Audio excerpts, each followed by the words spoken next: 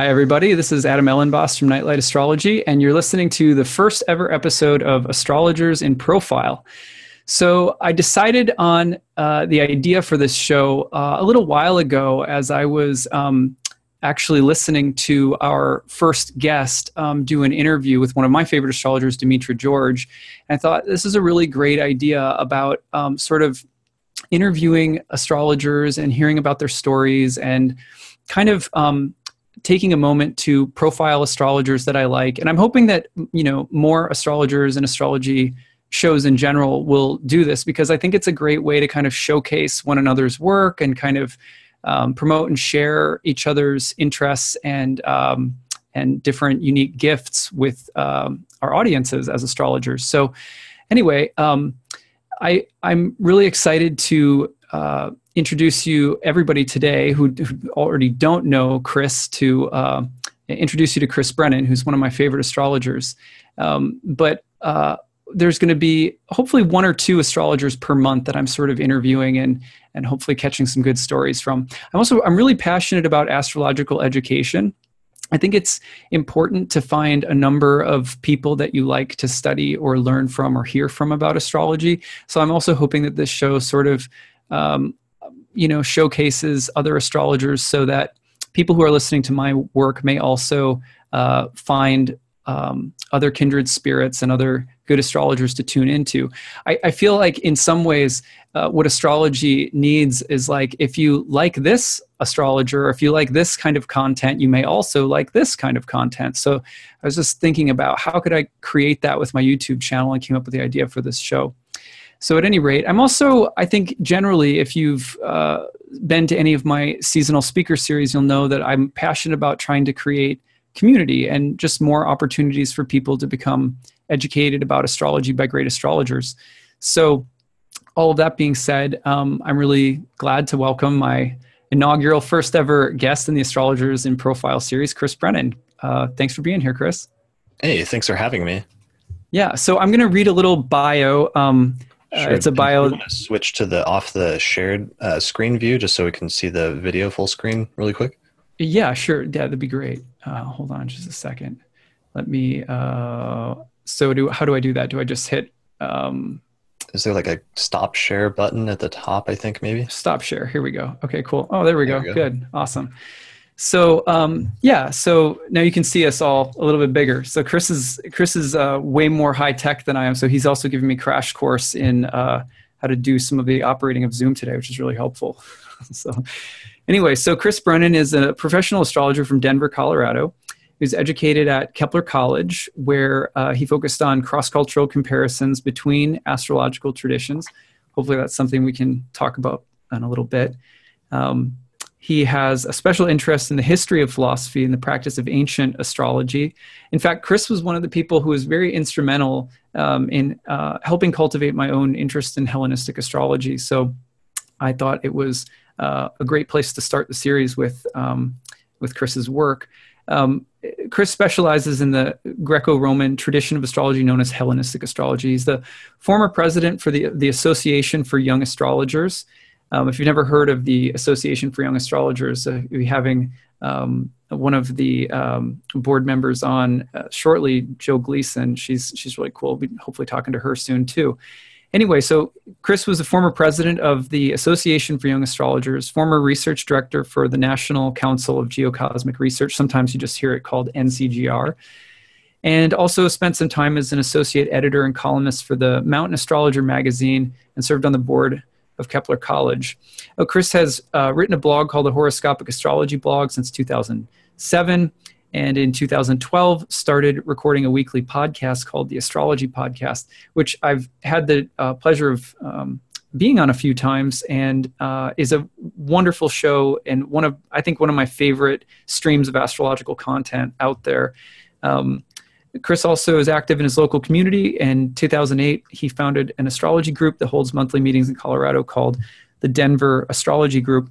I'm going to skip over some of the biographical details since we're going to be talking about that. But Chris published his first book in February of 2017 called Hellenistic Astrology, The Study of Fate and Fortune. It is one of the textbooks that I use for the program that I teach. It's a fantastic resource and just a fantastic all-around astrologer. So I'm really happy to have you here today, Chris. Yeah, I'm excited to be on your first show. It's an honor. Yeah. So yeah, like I said, the purpose of the show is really to profile astrologers' work, and hopefully some astrologers who are very well known, and also some, who maybe aren't as well known. I kind of think of it like when I was in college, it was cool to hang out with friends who would like expose you to all sorts of different music, maybe some that you didn't know, or some you'd find that you shared great interests, the same bands, and then sometimes you'd find really obscure things you didn't know about. Did you have any friends like that? Oh yeah, definitely. I mean, that's how I found all of my best music, was definitely through referrals from other friends. Right, totally. Yeah, I think one of the things I also want to do, and really the place I want to start with, is I want people to hear about how professional astrologers, or people who dedicate a good deal of their lives to astrology, came to be interested in astrology, how the path developed, maybe some of the first big opportunities they got, just a variety of questions. So I think why don't we start with just like, when did you start getting interested in astrology? Like, earliest memories that you have, what got you interested in it? So let's just start from the beginning. Sure. So I think I always had some sort of big interest in my horoscope and like my sun sign column, because I have a Scorpio, or a stellium of planets in Scorpio. And so for some reason that always really spoke to me, or there was something about some of the keywords they would use that were often correct. And that was sort of a vague latent interest sort of from time to time. But I actually discovered natal astrology when I was about 14 or 15, because it was about the year 1999, and I was really interested into some books on Nostradamus, and the books talked a lot about astrology and like birth charts and things like that. And that led me to pick up a copy of the Ephemeris and to find astro.com, and I very quickly realized that this was something that I wanted to focus my attention on and like spend my life studying. As you were like in high school then, basically, when this got started? Yeah, I was in high school, and I started like reading astrology books in high school more than I was reading the books that I should have been reading. And I realized also very quickly that it wasn't something that was like societally respectable, and this wasn't something I was going to be able to pursue as a study in college. So at one point, like I just sort of like left school in order to pursue my studies of astrology full time, because I became very single-mindedly sort of decided that that's what I was going to do with my life. And it was luckily later that I found out my mom actually discovered Kepler College, and she said, no, there's actually a school for astrology that just opened up a few years ago, and they're offering college degrees in astrological studies. So I went back to high school with the explicit purpose of finishing my degree to go to Kepler, which I ended up doing as soon as I got out of high school. Wow. So, okay. So, did you grow up in a family that was like orthodox, were they very conservative, religious, or even were they really scientific? They were pretty accepting of your interest?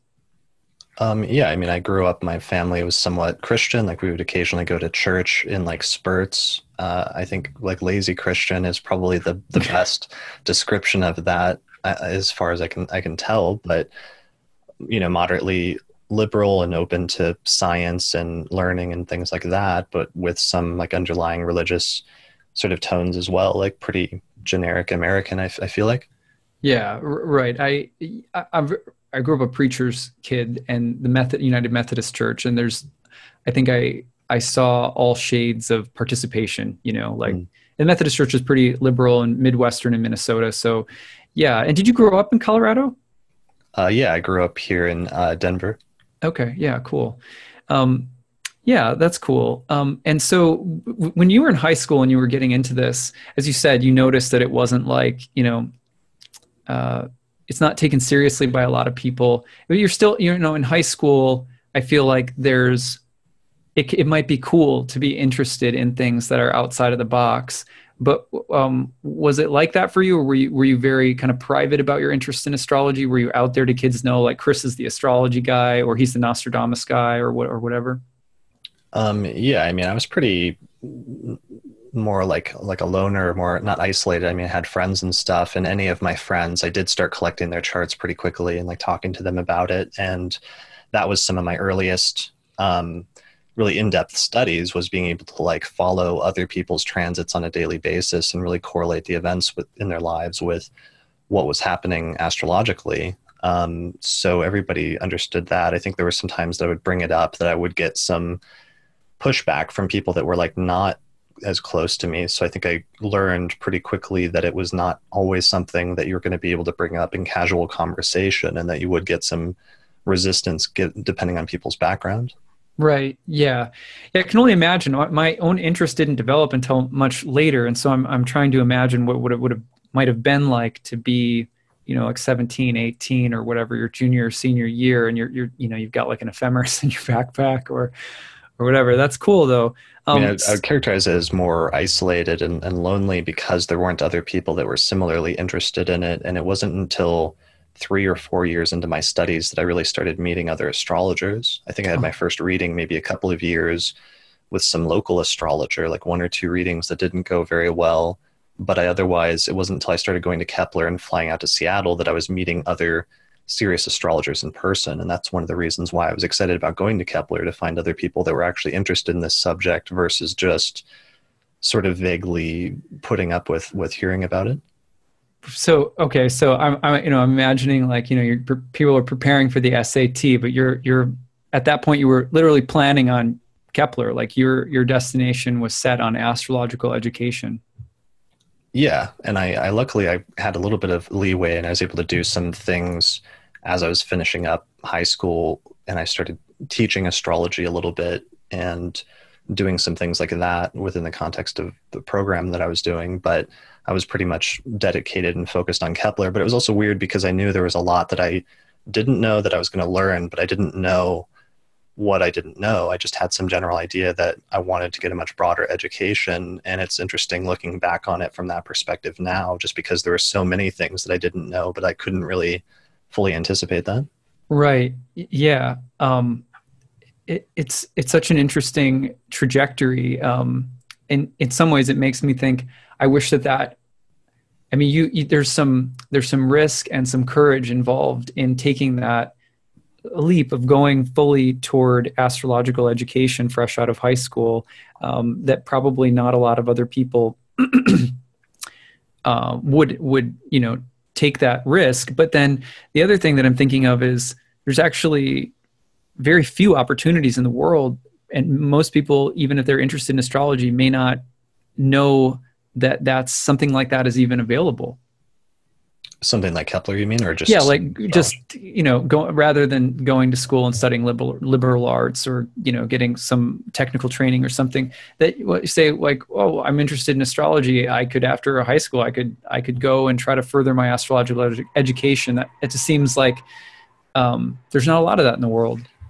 Yeah, well, I mean, ironically, when I got to Kepler, one of the things that I learned is over the past decade, there had been like back to school movement amongst a bunch of the older astrologers from the Pluto and Leo generation, where all of them were like going back to school to get advanced master's and PhD degrees in order to be able to interface with academics and like do astrological scholarship in an academic context. Which right. Ironically, going to Kepler actually made that not possible for me, because Kepler ended up not being a legitimate degree because they lost their degree certification status, and no other major colleges recognize any degrees from Kepler as being valid in the first place. Which is a shame too, because in some ways, because your level of knowledge that you came away from Kepler with clearly catapulted you into a very serious and formal survey of Greco-Roman philosophy and history and astrology, and in many ways you are more educated. I mean, I went through a liberal arts philosophy program, and I would say, that many of the kids who graduated from my program, don't have nearly the range of knowledge about, the kinds of subjects that you likely learned at Kepler. Yeah, and I would definitely do it all over again if the program still existed, and it doesn't, since that program is long gone. But was definitely worth it, but it was also unfortunate because at one point around 2010, just before I was about to Saturn return, I did have a choice of, do I go back to school and like enroll in a classics program and get my master's and PhD so that I can do this dissertation that I want to do on Hellenistic astrology the right way in an academic context, or and get the degrees so that it'll actually be received well by other academics so that I can engage them as well as the astrological community? Or do I just continue what I'm doing, since I've already been working on this book for like 5 years at that point anyways, and just publish the book because I know what needs to be done and I don't need to do like a huge detour in order to get some degrees before accomplishing that? And I ended up looking into and almost enrolling in a classics program, but then deciding just to focus on the book. And I mean, I would say, because I'm a big fan of your book, which I'll grab a copy of it in a minute and show everyone. But I would say that there's no reason that, I mean, your book accomplishes both in my opinion. It certainly has the ability to speak to an academic audience as well as your student of astrology. Have you found that have you had any feedback from anyone in academia, or has anyone contacted you or anything like that? Yeah, a little bit, because I sent it out to some people when it was first published, and I've had some good feedback and some positive. I mean, the reviews in the astrological community have all been universally positive. In the academic community, I did get some feedback of things that would have been better if I had focused on like my language studies and things like that, because I'm not an expert in terms of the translation of Greek texts and things like that. So there were some minor errors in some of my translations, but otherwise it was, people aren't sure what to do with it, because usually for an academic like them, there's nobody else that had studied a full survey like that of Hellenistic astrology anytime in the past century. The oldest one, or the most recent comprehensive one, was like 100 years ago, and it was written in French, and it's completely out of date at this point. So some of them want to use it, but then they're a little bit torn, because in the first half of the book, it's like a really good survey of the history of Hellenistic astrology. But in the second half of the book, I actually start applying the techniques to modern charts and showing that it works. And so there's a little bit of an issue there, because they themselves have to straddle that line between, on the one hand, wanting to treat astrology as something that's serious, of deserving of academic study, but also want to be clear that it's not something that they're practicing or that they necessarily believe in. So it's hard for them, I think, to figure out how to deal with a book like that when it comes to me. Yeah, it seems like it's a choice that a lot of astrologers have to make these days. I'm familiar with having heard this from a number of my students. I've thought about it myself, which is, okay, you're really into astrology, you want to build your career, and you're thinking about full-time, the business end of things as well. So the idea of the degrees and the reputability and all of that to try and, sort of solidify, maybe brings a little Saturnine or something, but you want to bring some solidity to your career, and yet you're also thinking about the way in which focusing too much on in the academic arena can also lead to some of your attention being diverted from the kinds of things that may also gain you quicker and more widespread success or attention to your work, and help build your career in that way. So it's this weird thing. I admire people who can do both. Like, I think hopefully I get to have Jen Zart on sometime. Someone who's kind of figured out a way of being both really good with clients and doing charts and things like that. She's also got a PhD and does translation work. And it's impressive to pull off that kind of balance, though, regardless. Yeah, I mean, she's interesting because she went that other route that I could have gone, where she went straight into, got interested in astrology in high school as well, then went and got her degrees and went the entirely purely academic route and got a PhD in German studies and literature studies, and then went full-fledged back into the astrological community, or full-fledged at that point. So she almost did it a little, she went the other route that I could have gone. Right. It was interesting to see her then engaging with the astrological community and starting to do consultations and coming from that other perspective That was actually really fascinating. We always talk about that as seeing each other as being like mirror opposites in the two different paths that each of us could have taken. Right, right. It's funny because, my own path, I was in graduate school for creative writing and had nothing to do with astrology. And yet having some academic higher degrees has definitely helped me. Having some credentials has helped me in some ways, even though they're totally unrelated. So it's weird. But I want to hold this up. I scooted. I tried to steal away really quickly so I could show people this. This is the Hellenistic astrology textbook that we've been talking about. I don't want to get too far off track here because people may not know what is Hellenistic astrology, what is Kepler College. So let's go back up a second and let's try to elaborate a little bit for people. So what is Kepler College? Because people may not even know what Kepler College is, the school that you went to after high school. Sure. I mean, I want to distinguish between what Kepler College was originally and what the original program was versus what still exists today, which is kind of a separate program. Right. Yeah. In some ways. So what happened is that in the early 1990s, there was a group of astrologers in Seattle that got on this kick about astrologers becoming more recognized in academia and being able to do academic work, but also they were concerned that there were some anti-astrology laws in the 1980s and that the government was starting to prosecute astrologers and sometimes judge them unfairly about who was ripping people off versus who was practicing astrology appropriately.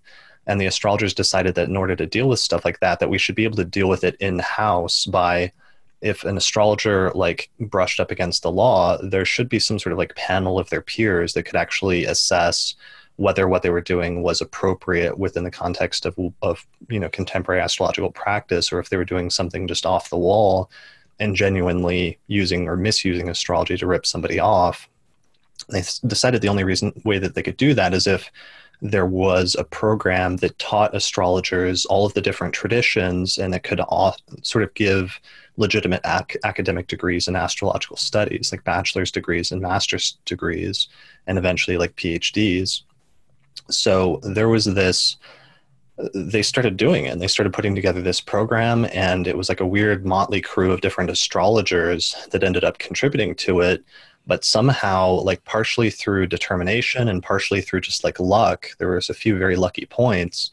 In the year 2000, they were finally authorized by the state of Washington to start issuing bachelor's and master's degrees, and they opened up their first class of students then in the year 2000. So it was a full attempt to make an academic program that was partially focused and where you could get all of your credits in different studies related to astrology, including your history credits and your math credits and everything else. And the program ran for about 10 years, I think, something like 10 years. And the final class graduated in 2012, and the laws were changed in Washington to basically to target Kepler in order to remove Kepler's ability to issue academic degrees, and that was kind of the end of it. And the whole program sort of imploded.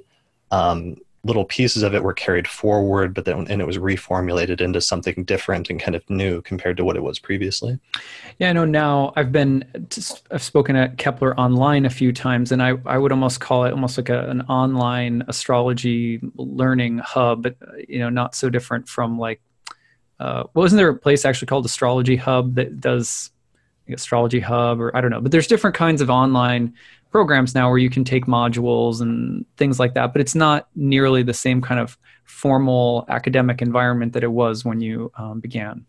Yeah, and when I was there, it's in order to be a professor at Kepler, you had to have an academic degree you had to have at least, I think, a master's degree in order to teach there. So you had some of the top level astrologers that were doing really interesting work in the history and philosophy and other areas of astrology, like Nick Campion teaching history, Rob Hand, Demetra George, who had just gotten her master's degree in classics when Kepler opened, and other people like that, Lee Lehman.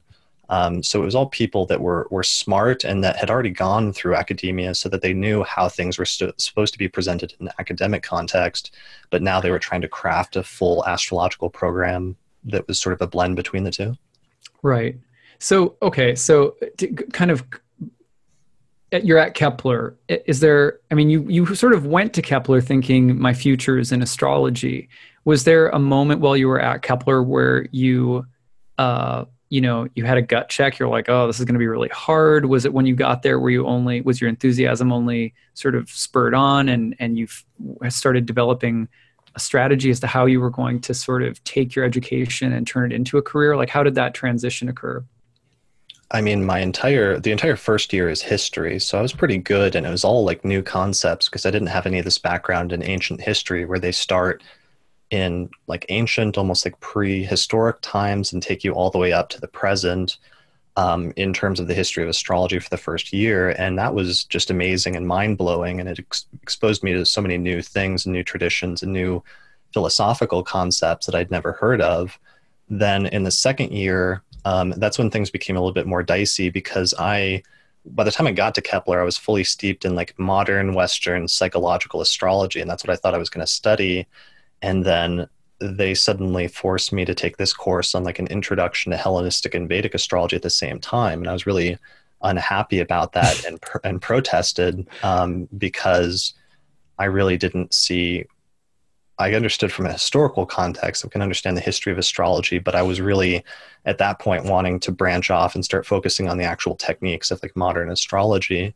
But that was not to be. They made you eat your vegetables. Right. Yeah, that's exactly what it was. And they did. And then very quickly I was like, wow, this is amazing. And I didn't anticipate ancient astrology actually still being relevant or things being interesting. And what I ended up finding is that many of the concepts that astrologers take for granted today, but they don't understand where they came from or what the rationale is, that if you study ancient astrology, you see not just where it came from, but what the original rationale was. And you also find a bunch of techniques that were lost in the transmission over the past 2,000 years. So that ironically, by the time I finished that course, and then they started making me focus on modern astrology again, I was not into modern astrology, and all I wanted to study was ancient astrology. So then I kind of protested having to go back and like study the new stuff. That's funny. Yeah. And by that, using that analogy or whatever of the eating your vegetables, I certainly don't mean to say that other forms of astrology are like bad sugary treats or anything, but it is like grittier material. And I find that both myself and my own reaction to studying Hellenistic astrology and medieval and horary and all these different subjects that started coming into my studies, that was my first reaction as well, was like, oh, this is, I really loved like Liz Green, you know what I mean? I was really into the Center for Psychological Astrology authors. And yeah, I think so. I think many of my students who watched me make the change from more modern and evolutionary forms of astrology to more traditional forms, I think they went through it with me on some level. You know, some of the people who'd been with me for a while and stuff like that. But at any rate, it certainly is a reaction that I think a lot of people have. You've seen this with a lot of people have that reaction when they first study ancient forms after having studied modern. Yeah, I mean, I had a really hard time before I started studying ancient astrology with the outer planets, and just had this notion that the outer planets were not known until the past 200 years. They play a crucial role in modern astrology, and any tradition that doesn't use those must be inferior in some way. And because my entire understanding of certain like signs of the zodiac or certain houses was also predicated on the outer planets, Pluto rules Scorpio, that kind of thing. Yeah, Uranus rules Aquarius and Neptune rules Pisces. And so your understanding even of the core of those signs is very much just predicated on or is interchangeable with those planets. So thinking about going back and trying to apply some of the rulerships, it just doesn't make sense within the context of what you think astrology is and what everything you know about it. And that was the thing that was hard for me before I studied ancient astrology to break through in order to even want to study it, as it just seemed irrelevant at this point. So luckily, when I started studying it, I very quickly saw that there was this internal logic and this sort of beauty about how the original system was created that actually makes the traditional rulership scheme seem very compelling and very, very useful. But it's only through seeing that system in its entirety sort of laid out in front of you that you can have that experience of understanding what it's all about. So I probably I'm not sure if I ever would have gotten that if I hadn't been forced to study it through Kepler at that time. So I kind of lucked out in that sense. Who were your first Hellenistic astrology teachers at Kepler? Was it Demetra?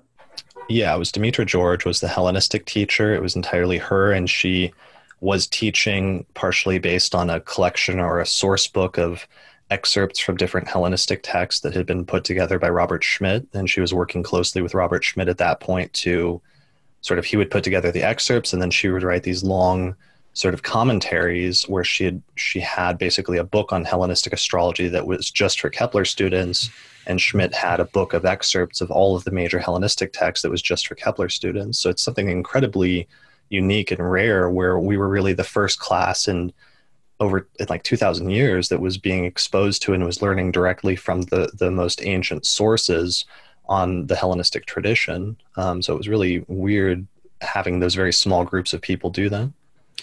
Right. And so just so that people who are listening who may not know so much about Hellenistic astrology, let's give like a quick definition of Hellenistic astrology, what it is, and also how it came to be known again in the sort of modern era that we're living in now.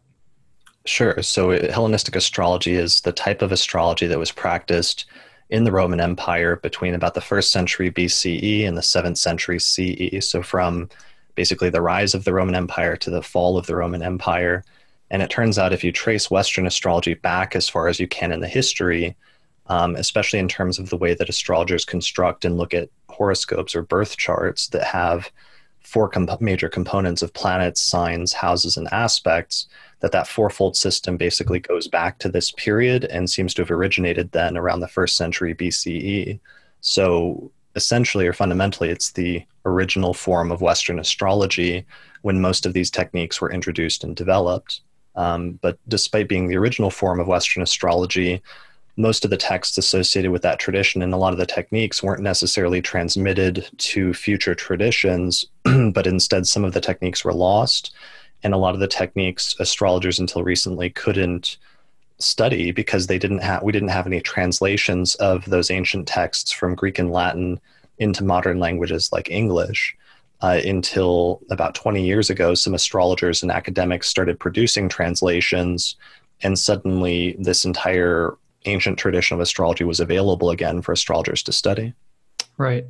And so you got really passionate about Hellenistic astrology while you're at Kepler. I know that at a certain point you went to actually live for a while at Project Hindsight, where they were a group of people, was sort of community buzz that was centered around a group of people, including Robert Hand, Robert Schmidt, Bob Zoller.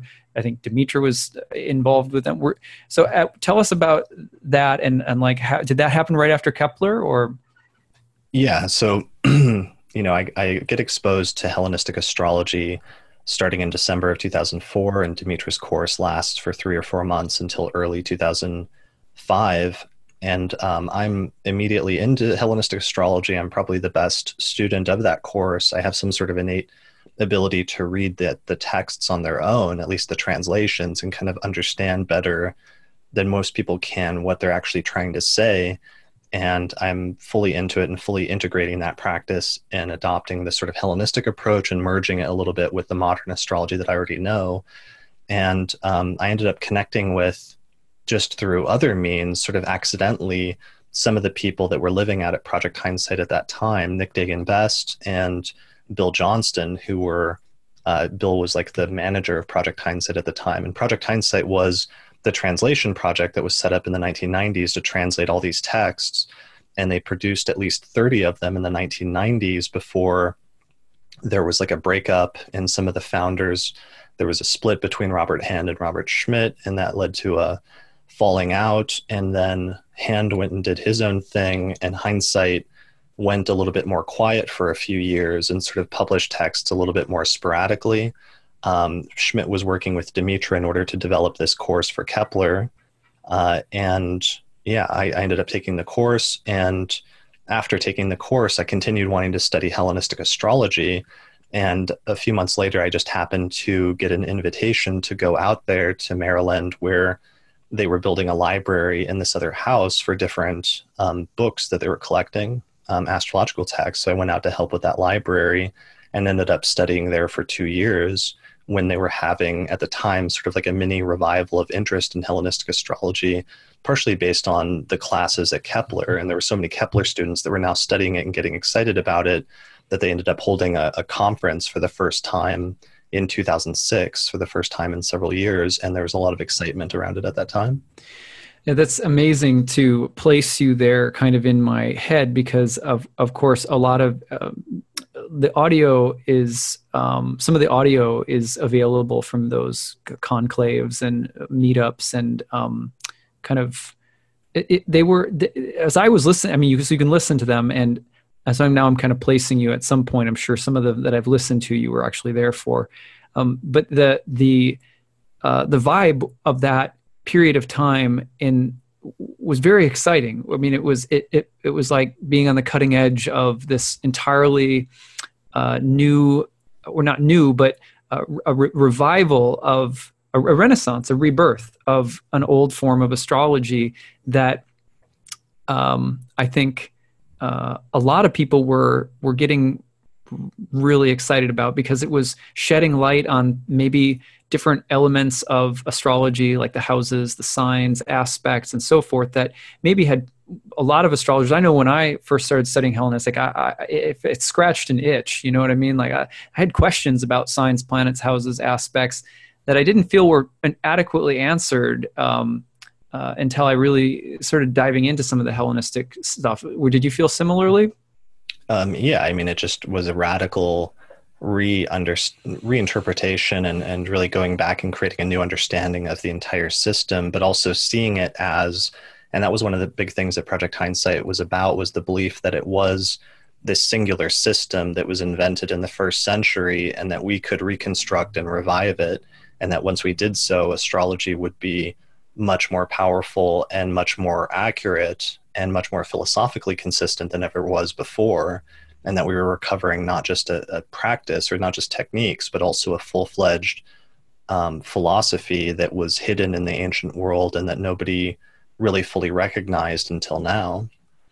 So there's a lot of excitement surrounding it, both from a technical standpoint, and then also because there was just new techniques that were being rediscovered. So when I first got there, we were doing study sessions, weekly study sessions on zodiacal releasing, where they were starting to actually apply the technique and see how it worked, and really starting to get a sense for how it worked, and like applying it to the birth charts of George W. Bush and Al Gore. And the technique showed that Al Gore was just ending like a 30-year peak period in his career in 2001, when just after he lost the 2000 election, and that George Bush was just starting like a 19-year career peak period in 1998, 1999, when he started to run and then eventually became president. So it was like recovering a technique from 2000 years ago that was saying things and doing things with astrology that you didn't think that astrology was capable of. And there was a lot of excitement surrounding things like that, just because there seemed like there was so much promise. So essentially the timing technique from 2000 plus years ago is it's able to accurately demonstrate some of the timing, the peak periods of Gore and Bush, just so I sort of make sense of this, so that you could basically say Al Gore's dying off while Bush is rising right at the time of the election. Yeah, like a really specific, like concrete statement. And astrology is not usually, modern astrology especially, is a little bit more squishy than that in terms of what you can do with transits. And prediction, especially with like modern Western astrology, is almost like a side effect, like an accidental side effect of being able to read character analysis and to see what sort of psychological state that people are going to go through as a result of whatever transits they're having. And any sort of like experience, like concrete experience externally, is almost like accidental. So having a technique that actually was designed in order to show when different chapters of a person's life start, or when one person moves into a more active period for their career versus a less active period, was really kind of mind-blowing. Right. Yeah. The phrase "dying off" isn't quite accurate, but it definitely was Gore's peak period was declining while Bush's was rising. And so that gives predictive insight into the nature of how the election went and so forth. Okay, so you're at Project Hindsight. You're studying this kind of Hellenistic astrology, and there's a Renaissance kind of feeling in the air. At this point, you're fully convinced that this is where you want to go with your career, right? Yeah, I mean, I'm still taking classes at Kepler and flying out there occasionally because every 3 or 4 months, all the Kepler students had to fly out to Seattle for a symposium, which was like a week-long intensives with lectures from the morning all the way through the evening, and sometimes evening lectures, and also to have debates or present projects and other things. And I was still taking some of my Kepler courses, but it was really funny at that point because we were working our way forward through different forms of modern astrology. And that was not where my mindset was at that point, because I had access suddenly to dozens of translations of ancient texts. And so I was sometimes at the symposiums just reading, translations of some of these ancient texts and sort of begrudgingly doing some of the modern techniques that I already knew, like progressions or solar arcs or what have you. Right. So, okay. So during this period of time,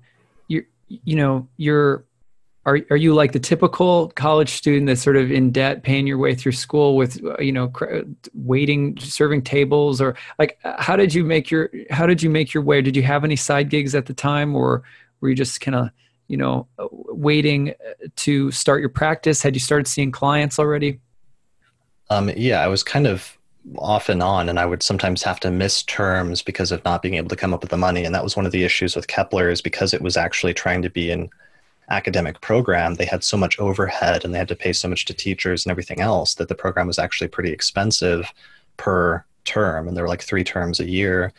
I lucked out because there was, I had inherited a little bit of money from like an insurance policy that my father had taken out before he passed away. And that was supposed to be dedicated towards like a college fund if I ever went to college. And I was able to use some of that in order to go through most of Kepler.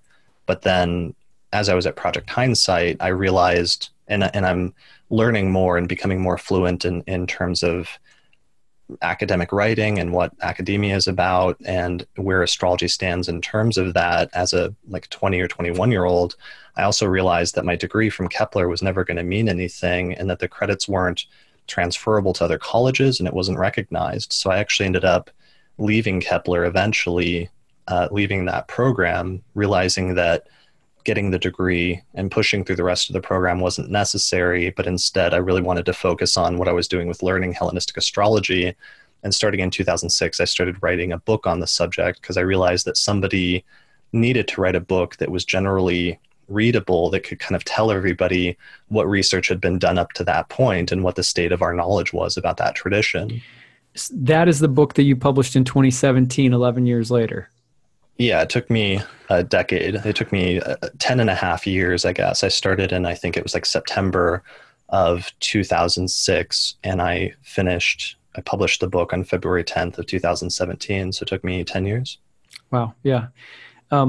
Now, at what point you finish Kepler and you're sort of finishing up at some point with your time at Project Hindsight. What comes next? Where did you head next?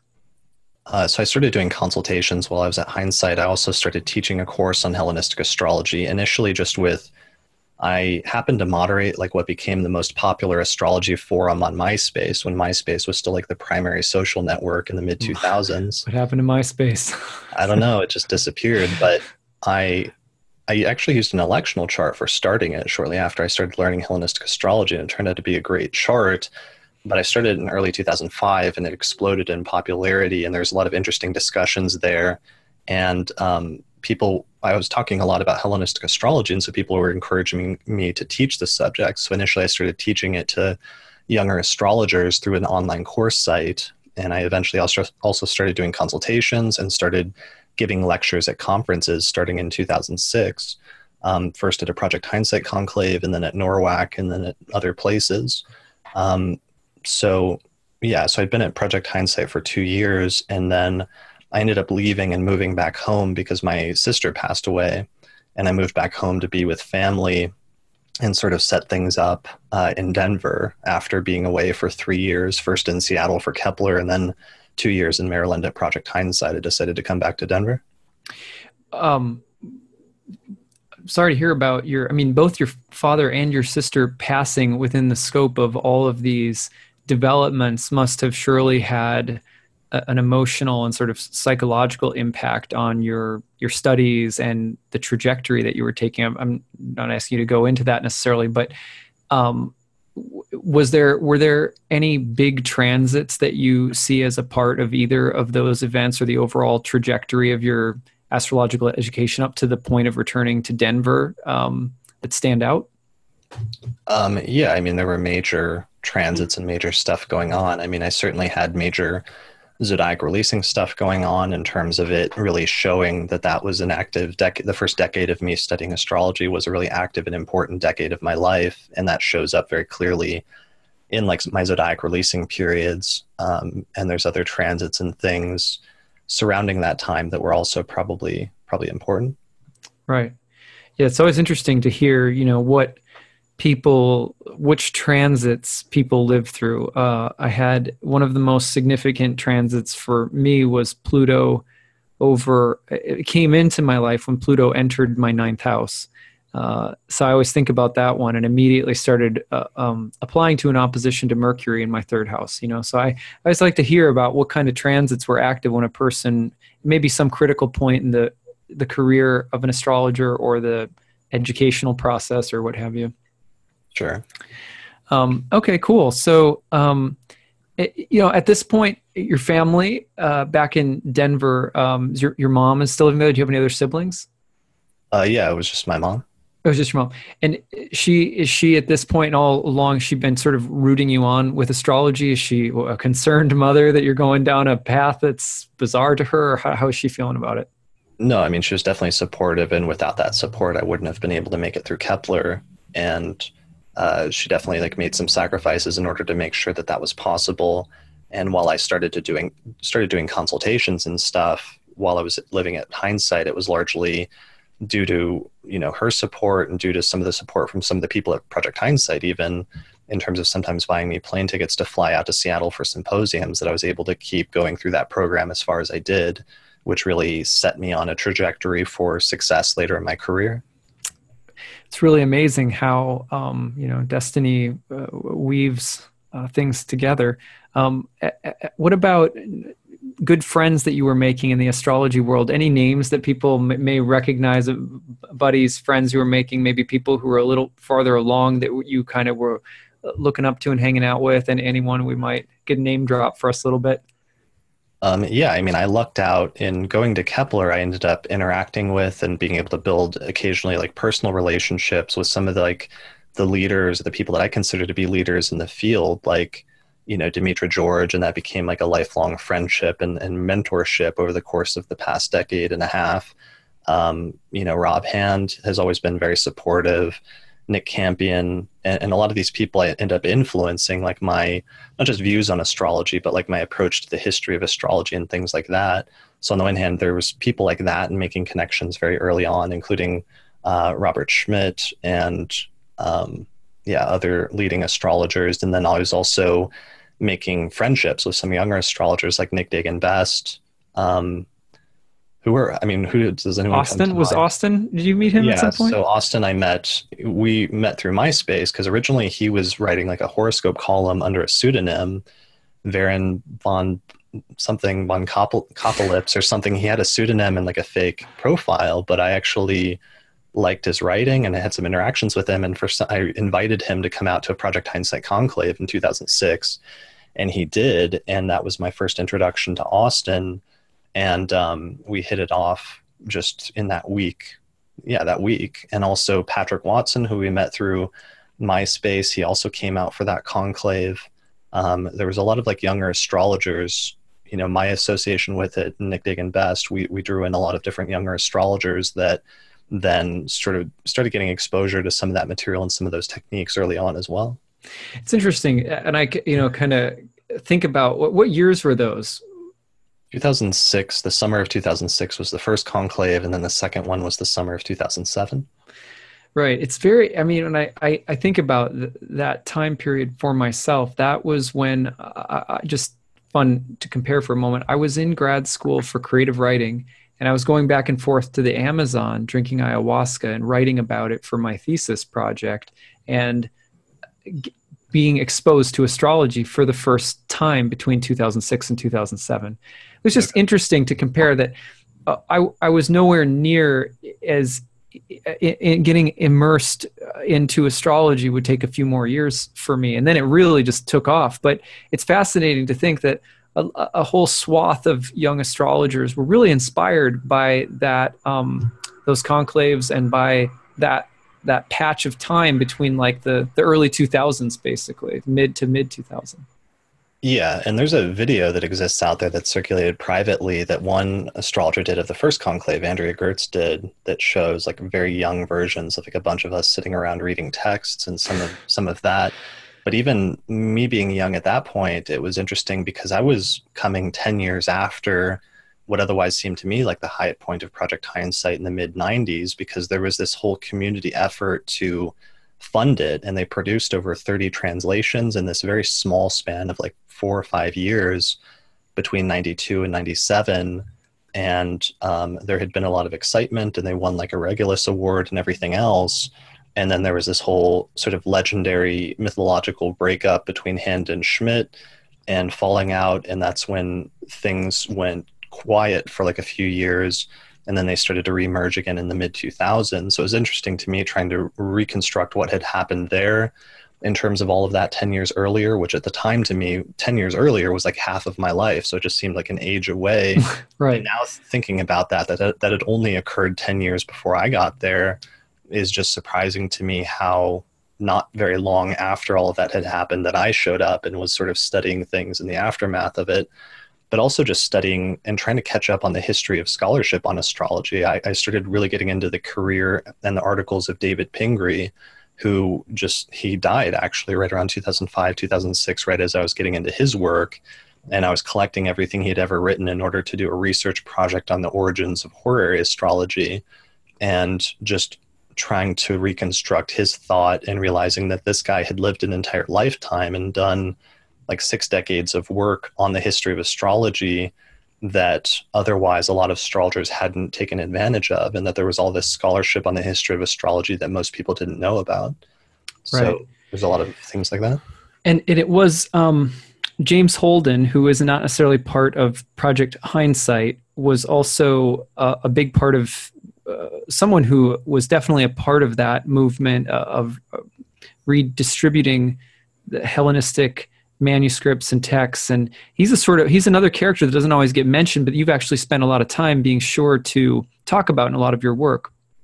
Oh yeah, Holden was like a whole other thing, because that was a whole different stream. And he was sort of like off on the side, and he never was involved in Project Hindsight or anything like that because he was doing his own thing.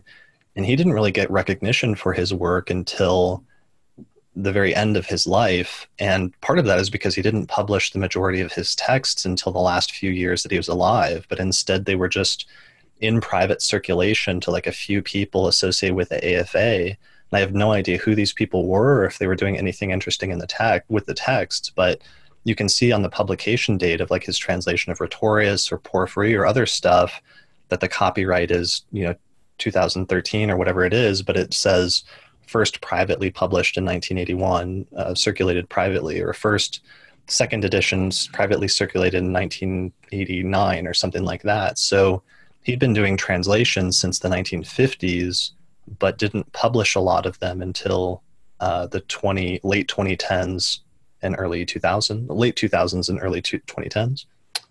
Right. And so I've heard you reflect on this before, but it would be interesting for people who haven't heard.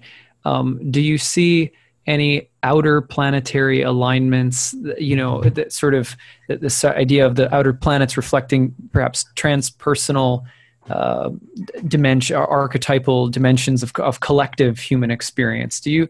What do you see related to this emergence over a period of time of the Hellenistic Renaissance, the traditional astrology kind of making its way back into the scene, which is also related There was also a rebirth of horary astrology in Europe during the like 80s, and so it's like a kind of a vast time period. But I know you've reflected a little bit on this you've reflected on this in the past. So what do you see, going on with the planets that may reflect this Renaissance? Yeah, I mean, I noticed early on at one point in reading Holden's book, A History of Horoscopic Astrology, which was the major book that he did publish in 96, and it's still one of the best and one of the most concise overviews of the history of astrology today, that he divided into like different eras, and each era started with a specific century, often when there was a revival of older forms of astrology, when the astrologers started doing translations of older texts, and then they would merge or synthesize them with whatever the contemporary forms of astrology were that already existed. And he focused in on, for example, like the 8th century, when this happened in Baghdad, and all of the astrologers translated a bunch of Greek texts into Arabic. And then there was a huge revival and flourishing of astrology for like a century then. And then it happened again in the 12th century when a bunch of those Arabic texts were translated into Latin and then made their way across Europe. And there was a revival of astrology across Europe. So those are two instances of that. And both of those were my starting point when I noticed that there was a Uranus-Neptune conjunction right around the start of both of those periods, where there was a revival of older forms of astrology that were then synthesized with the contemporary ones. And then I started looking at each conjunction, and I noticed that those conjunctions actually always coincided with the same thing. And it went all the way back to, it goes at least back to the 1st century BCE, around the probable time frame when Hellenistic astrology was developed. It actually goes further back to at least the 8th century BCE with the high point of astrology in Mesopotamia, but it also goes all the way up to the present when the last Uranus-Neptune conjunction occurred in 1992 and 1993, and that's when Project Hindsight was founded, basically. Yeah, it's amazing. And for people who don't know, Uranus as a planet is often associated with discoveries, breakthrough, renaissance and rebirth, sudden or rapid developments or in science and technology and things like that. It's also a planet that's often associated with astrology. And then you have Neptune, which is also often related to mystical studies or things related to space and astronomy and the imagination and mythos and things like that. So that the coming of those planets together, you're saying over time, you were noticing that they're coming together archetypally sort of coincided with as forms or times of rebirth and reemergence and synthesis and maybe some progressive things happening in the field of astrology. Yeah, and what was weird is I didn't approach it with any sort of preconception or assumption about why that would be the case or why Uranus and Neptune, and to some extent it's almost still a mystery to me why it's like that combination of planets rather than something else for a translation movement. But it was just an observation that I'd made that they always coincided with that. Every time there was a Uranus-Neptune conjunction, it was always this really important turning point in the history of astrology, and that we had just had one and that it was taking place right then, and we were sort of still in the midst of it. Right. So let's go. I want to keep going forward in your timeline here. So you go back to Denver, Colorado. What happened next? What did you start doing when you got back to Denver? So I got really serious about writing the book at that point, because one of the last conversations I had with my sister was that I was dedicating the book to her as well as to my mother for their support as I was starting my career as an astrologer. So I became much more sort of single-minded in my focus on doing that. But one of the issues is that I realized there was still a lot about ancient history and ancient philosophy, as well as translations of some Greek text and other things that I didn't know. And so I had to do a lot of additional background research. And that's a lot of the reason why the book ended up taking as long as it did, is that I kept trying to learn more and more and trying to master and understand better some of the ancient philosophical traditions like Plato and Aristotle and Stoicism and Neoplatonism and all this other stuff, which are each of those on its own is like, can PhDs. be like is like a field that people make their entire careers about. But I sort of really in some respect, in retrospect, it was almost unnecessary to go that far with what I was trying to do. But I felt like in order to write a comprehensive treatment of Hellenistic astrology, I had to research everything. So that's a lot of what I did over that 10-year time period.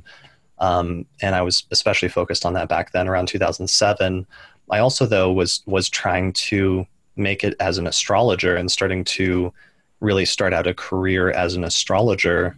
At Project Hindsight, I was able to like help them with like, tasks and like little like menial jobs and stuff like that in order to earn my keep to stay in a room in this like huge mansion that was Project Hindsight. But moving back to Denver, I needed to start making it more as a practicing astrologer, which it was still only like a fledgling career as a consulting astrologer and practicing it. So I started, setting up a website. I started getting into blogging. I launched the horoscopic astrology blog and got serious about using that as a platform to build an audience. I continued doing research in the book and practicing Hellenistic astrology and developing my course on the subject, starting to teach more widely. I also started lecturing more widely. I ended up speaking at UAC in 2008. I really started catching a lot of big breaks, basically. Yeah, that's what I was going to ask you. What were some of your first big breaks? And I love you have a UX story about your first big break at UX, sort of, if I remember correctly. But yeah, tell us about some of your first big breaks and moments of opportunity. Sure. I mean, my first two talks, I was invited to speak at NORWAC in like May of 2006, I believe. And the previous year, I attended my first conference ever at NORWAC, and that was by living in Seattle and volunteering. I live not too far from the Astrology et al. Bookstore, which was like this great astrology bookstore in Seattle, and they were also the ones that hosted the Northwest Astrological Conference each May. So my first conference was in 2005. Just volunteering there, I helped them set up the bookstore and maybe helped with recordings or something like that at the conference.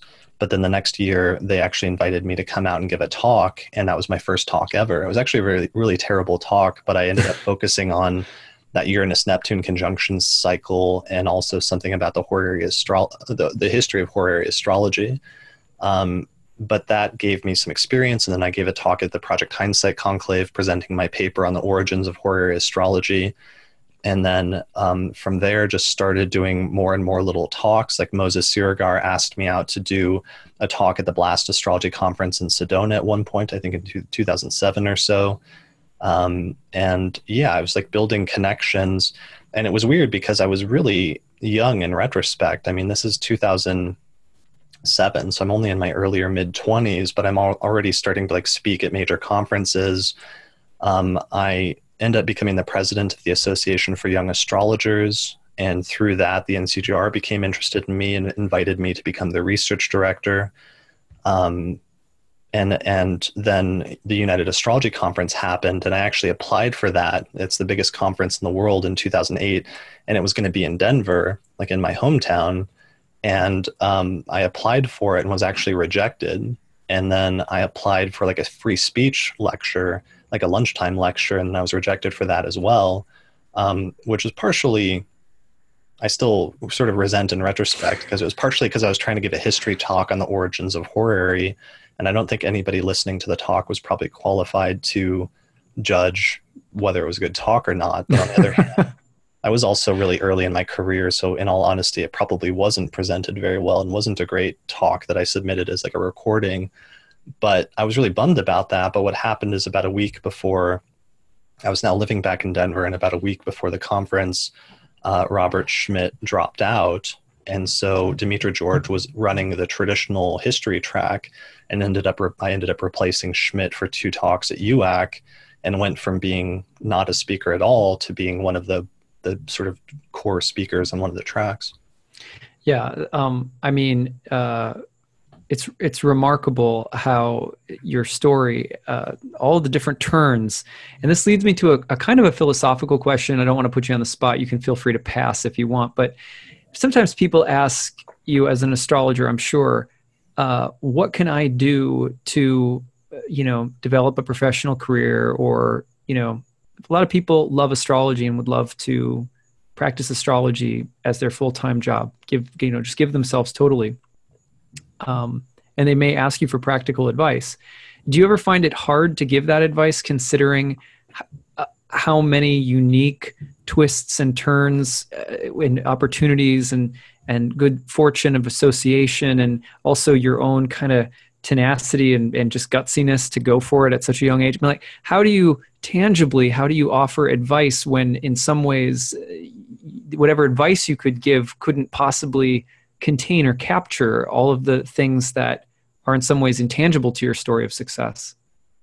Sure. Well, I've actually been thinking about this a lot lately because I'm in the process of developing, and I just recorded a series of videos for this new course that I'm calling the Professional Astrologer course, where I try to take somebody from just having some knowledge of astrology to actually becoming a professional or doing it part-time or full-time. And for me, I do think it was a blend between, being really dedicated to the subject and continually putting myself out there and trying to go for some of those things, like trying to apply for UAC, or when I failed at that, trying to apply for the free speech lecture, not necessarily giving up. And even still, like, being prepared to give a talk if I needed to, if for some reason I ended up giving a talk at UAC, even though the odds didn't look very good. So I definitely acknowledge that there was a good deal of luck and like privilege and being in the right place at the right time with large parts of my story.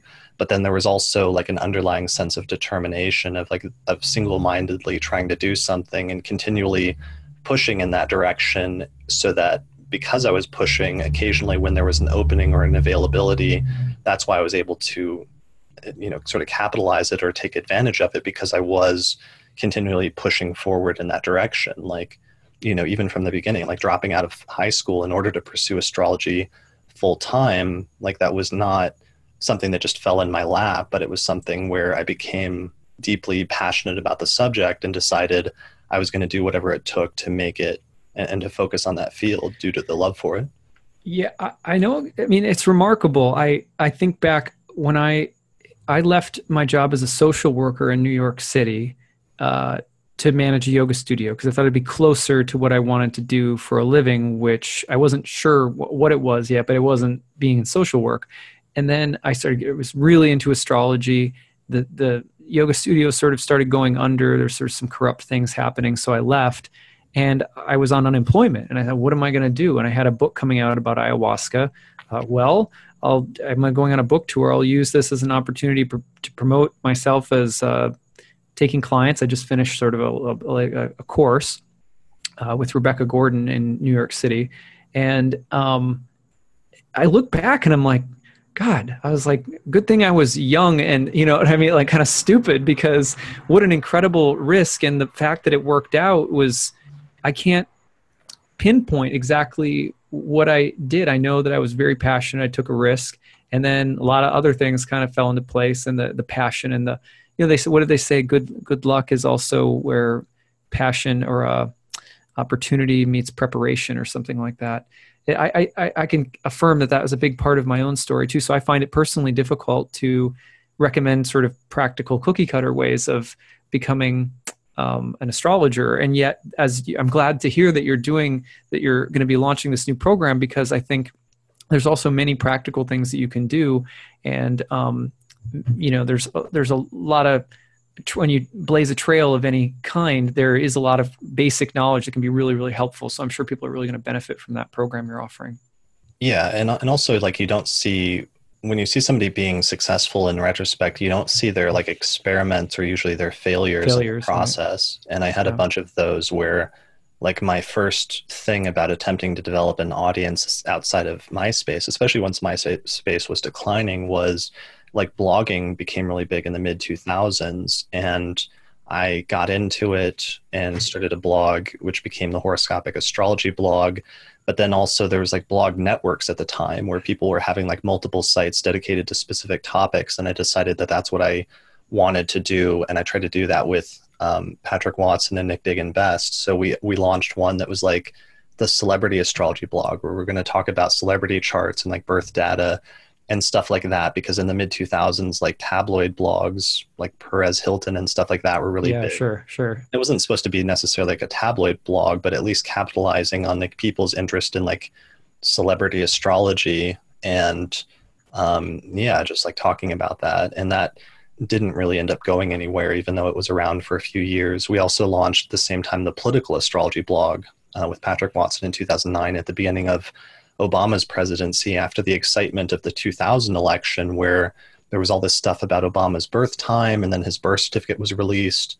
And that was such a wild ride that we decided to start a blog to document some of that stuff and focus on political astrology as kind of like a topic. And we did that blog, and it became pretty popular a few years later by the time of the 2012 election, before we decided to shut it down.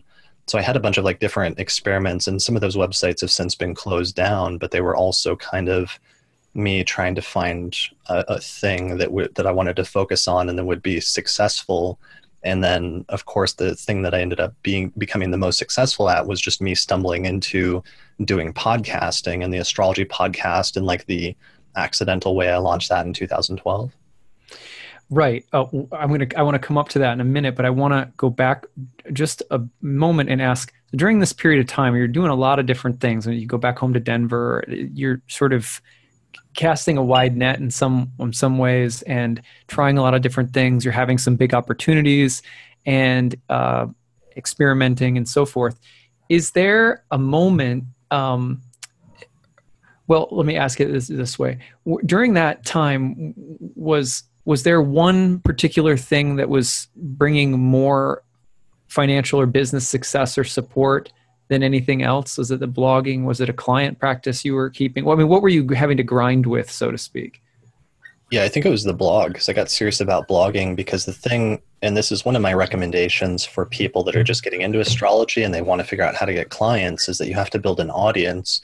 And in order to build an audience, you have to generate content. So you have to find, nowadays, there's many different content creation platforms that you can use, but the one that I focused on back then was blogging, where if you write an article about a topic related to astrology, you'll see you can track the stats and the results of when people show up to your website, where they came from.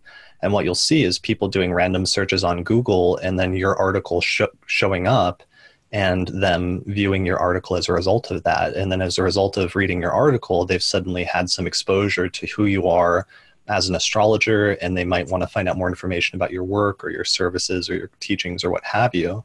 And that's really like astrology marketing 101 for most astrologers at this point in time in the early 21st century. So writing the horoscopic astrology blog, I think, became my main thing. I was also doing the Hellenistic astrology website, which is more focused and specialized on Hellenistic astrology as a specific topic. We were doing the political blog. But yeah, I think the horoscopic astrology blog was the main thing, in addition to teaching and promoting Hellenistic astrology. Right. That's really cool. And so, I mean, has there ever been, in some ways, like I've always wanted to ask you if, I think a lot of people imagine that the astrologers out there, that the main way that they make their way in the world financially is through client practice. But has there ever really been a time where client practice has been like your main gig? The period between, like, I moved back to Denver and I was living back there for a year, and then I had to move suddenly. My mom was going to move out of state to live with other relatives, or to be close to other relatives, by 2009. And I needed to find a place, and I just sort of randomly moved to a place. I lucked out and moved in with a friend in downtown Denver. And that was a period that was pretty rough financially, because I still wasn't seeing enough clients or teaching enough students at that point to make a great income. So I ended up going back and restarting my old side job as a barista, like working at Starbucks around 2009, 2010. And I did that for like a year, which was actually pretty rough. And I actually went to, what happened is I went to a NCGR conference, and I was still their research director. And I organized this like pre-conference symposium that was a full day symposium called Future Directions in Postmodern Astrology. And I instructed each speaker. I had like 10 or 12 speakers, and each of them represented one piece of the astrological tradition. And they had like 30 minutes to give a synopsis of their tradition, what the best pieces were of it, what was unique about it, and then what pieces it had to contribute to some future synthesis of astrology. and I had like Rob Hand and Ben Dykes and Demetra and Richard Tarnas and all these great speakers.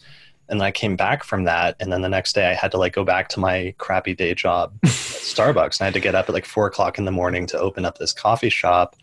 And I decided like that day, I'm like, I'm done with this. I have to make it as an astrologer or fail at it, but I can't keep doing this. So I just like I gave them my week's notice and decided to just do astrology full time. And that was a really rough year. So I was living, Lisa Scheim and I were living together, just moved in or about to move in together. And I was really scraping by for about a year there in terms of taking any astrology consultation I could get and trying to put out new lectures and stuff that I had to sell that was like intellectual content on zodiac releasing or perfections or what have you, just in order to make a little bit of a living. And so that was the period where definitely consultations was more than half of my income, and the other half was through teaching online courses. So it's always been those two things primarily, is doing consultations and then teaching courses. And then that may have changed over the next few years as like the courses probably took up a greater part of my income than doing consultations at some point. I'm glad to hear. I'm so glad you share that story, and I'm glad for everyone who gets to hear it, because especially for those who have aspirations of doing full-time astrology, just to know that there are periods where you're really hustling and grinding, and I don't really know one astrologer who's any level of success hasn't had periods like that.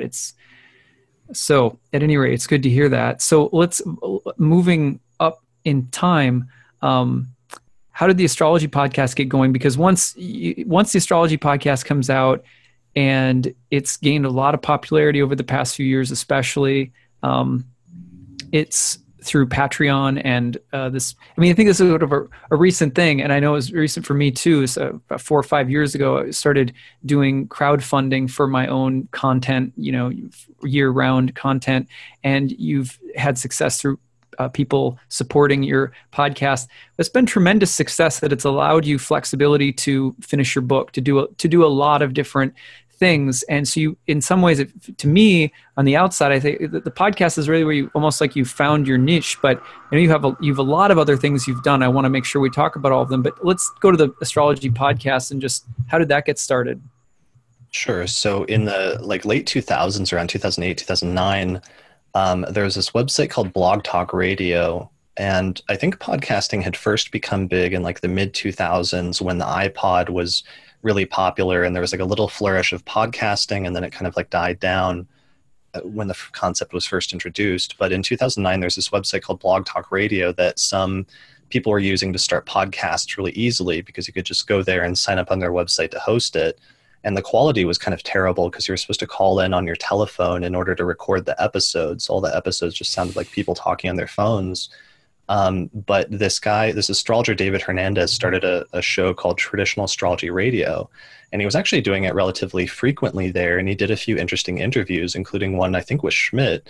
But then he, for whatever reason, didn't keep doing it for more than a year, and ended up handing it over to another astrologer named Jackie Minkes, who was actually who went to Kepler, and I knew from Kepler. And so I actually followed her there, and she did a ton of interviews. She really hit it hard. And she didn't actually keep it to traditional. She was interviewing all sorts of modern astrologers and just about everybody. But at one point she decided in 2010 that she wanted to pursue the master's program at Bath Spa. I think it was Campion's program, and that she couldn't keep doing the podcast. And for whatever reason, I think because I'd listened to the show and had some interaction with her, I forget what the specifics were, but she ended up asking me if I wanted to take over. And I was just sure, yeah, whatever. It wasn't a huge deal, but I ended up taking over on my birthday on November 1st, 2010.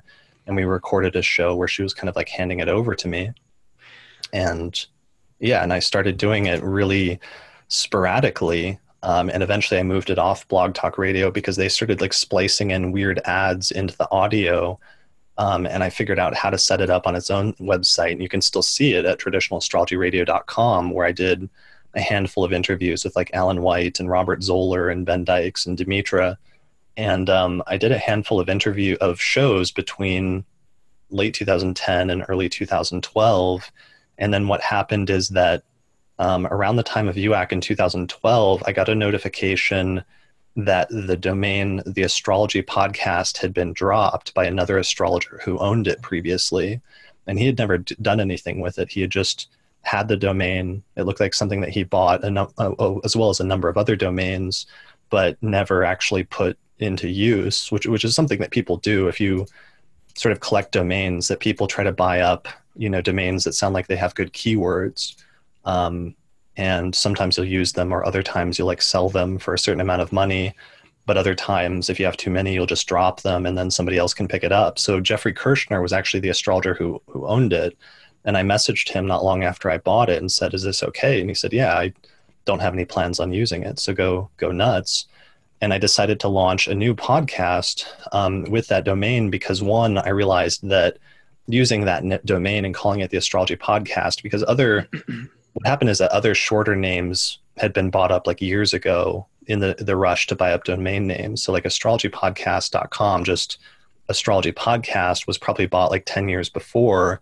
But around that time, I realized that you could add, the definite article, like the Astrology Podcast to stuff, and the domain was often still available.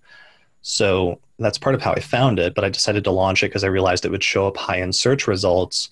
And additionally, because in my practice, I wasn't only doing traditional astrology and wanted to have more general or broad discussions about the subject. So I launched it then in like mid 2012 with the intent of doing a more general sort of topic series on astrology. Wow. And do you see one year in particular where, it sort of really started exploding or growing, taking off? Yeah. I mean, I basically just did it like I did the previous podcast for the first few years. And if you look at the early episodes, they're really sporadic. Like every few months I would release something when I had a topic or something I was interested in or thinking about. And sometimes they would just be solo shows of me talking for like 2 hours about this issue in house division that I was working out as a result of working on the book or something like that. But then at some point, about 2 or 3 years into doing the podcast, I realized that a lot of my clients and students now were actually coming from the podcast. And a lot of people were actually listening to me, which I didn't realize at first. Like I was just recording the episode, I would put it out, there would be a little discussion on social media, and that would be the end of it. But what was actually happening is it was building up a listenership really gradually over the course of that few years that I didn't know about because there's not really good stats for tracking podcast listens because there's so many different devices that you can access a podcast on. So I didn't know, but I'd actually built up a decent following, and that people were actually, what I found is people were more engaged and were following what I was saying much more closely than any other medium I had used previously, like blogging. So people are actually much more invested in the series than anything I had done before. So I decided in like early 2015, I think, to start doing episodes more frequently. And just a few months later, after I decided to start doing that, I was talking to my friend Kent Bai at a NORWAC conference in Seattle, and he had also been doing podcasting sporadically for a few years at that point. His show, I'm spacing out the name of his show because I think he's changed it at one point. Artificial AI or... He does primarily do an AI podcast at this point, but he actually had an astrology podcast as well at one point. And anyway, so at a Northwest Astrological Conference, he told me about this new website that had come out recently called Patreon. And he explained to me how it works, that you do it's like a voluntary donation system where each time you put out an episode, people can agree to donate like $1 or $2 or what have you, whatever they want, just to encourage you to keep doing new episodes and help you to produce them. And I realized right away what a great idea that was, and went home about a month later and launched my page on Patreon. And I had a great electional chart for it. And I think Austin Kopic and his wife, Caitlin, were visiting at the time. And I was actually really sick, and I had to record a video, to like a promo video for it.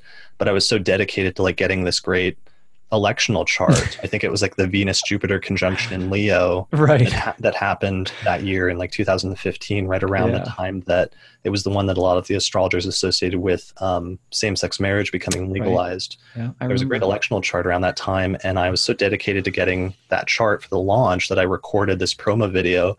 And if you listen to it now, because I just went back and listened to it because I had to re-record it a few days ago, I just sound terrible. Like I sound miserable on this promo video, but it's like a short 5-minute promo video with my voice doing a voiceover, just pitching this program. And that's how I launched it. And it did start building up gradually over the course of the next year or two until eventually it became really successful. And I think it's become probably one of my primary forms of income at this point on a monthly basis. Right. But that, as a result of doing that, I had to agree or make like an informal agreement with my listeners to start doing 4 episodes a month plus 2 bonus episodes that are just for patrons. So that it ended up also becoming like my primary focus each month. Yeah, it's a lot of work to produce content, and at the high level that you do. As I was just reflecting on, starting my own YouTube channel this past December of 2017, and the learning curve, it's intense. There's a lot to learn, and I'm still kind of learning a lot. And you've actually been a really helpful resource, not just to me, but to many other astrologers who are learning to branch out in different ways. But for example, most of my content was written, and only really in the past year, inspired by you and other astrologers who I noticed having success on YouTube and things like that, starting this channel myself and being like, this is another great avenue for getting my work out there and getting some astrological education to people and stuff like that. But you've really been a pioneer in many respects, and you're an open book for a lot of people to who are learning how to do things as well. So I think that's something that maybe not a lot of people who take in your work know about you, that you're actually a wonderful resource and colleague for a lot of astrologers who are learning how to do things that you kind of had to, bushwhack through, Yeah. I mean, one of my things that is whenever I get into like a new area or a new field, I just try to research how to best do that. Like what's the best way to do that as much as possible right from the start. So with podcasting, when I realized I was going to launch the astrology podcast, I got really serious about researching like all of the best ways to host a podcast and like how do successful people do a podcast. So instead of just starting to like record episodes and learn as I go, which you still have to do to some extent, there's still some trial and error, but I tried to research all of the individual pieces, like, what quality file type should I save my MP3s as in order to balance between like audio quality versus file size, for example. And I actually researched that topic for a few days before settling on this 64 kilobits per second as being like the best MP3 format, or other things like that. I just try to research things in depth and then launch into whatever it is that I'm going to do. And I've tried to repeat that process with other things like YouTube, which I got into over the past year. Yeah, and in-depth research is certainly one of your strong suits in all areas. I mean, so the technical side of it, the historical piece with astrology itself, being a historian of astrology and so forth. What do you attribute that to in your birth chart? Well, and I actually meant to mention the thing that goes along with that is I actually enjoy then talking to other people about that. If I see them getting into the same thing, it's actually for some reason fun for me to be able to pass that knowledge on to save people and give them a shortcut instead of watching them struggle with the same things that I did or would have. Thank you. Yeah. Really helpful. What might be like a Scorpio thing. I'm not like Scorpio. The depth research type thing, which is also useful for studying like the history of astrology and wanting to get to the bottom of that and solve some historical questions or riddles or piece things together and do a sort of like Indiana Jones type thing.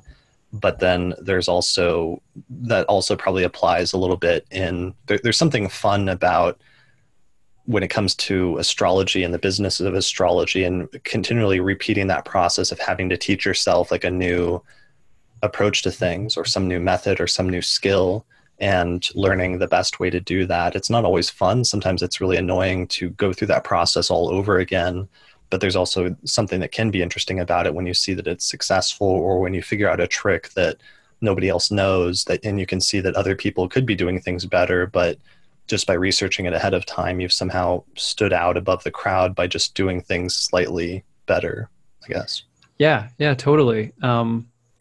it's again, like you are you're at the top of my list when I have questions about trying to learn or do something new, where I think a lot of astrologers have that problem where you may be a good astrologer with a lot of knowledge about astrology or your field of astrology, but figuring out ways to communicate that with the virtual audience, whether it's audio, video, blog content, whatever, that's actually kind of a hidden feature of your career, something that has made you very prolific and I think well known among other astrologers. But again, I don't think necessarily everybody out there who listens to your podcast or who takes you in as a more casual listener, they may really appreciate your astrology. They may not know the extent to which you've really blazed a trail in a lot of ways with that kind of stuff. Yeah, I mean, working with new technology is just fun for me, and finding new and innovative ways to integrate new technology into astrology or vice versa. That's always just kind of exciting. Yeah. Yeah, I was excited to see on your Patreon updates the other day that you're building out a new computer for your podcast, right?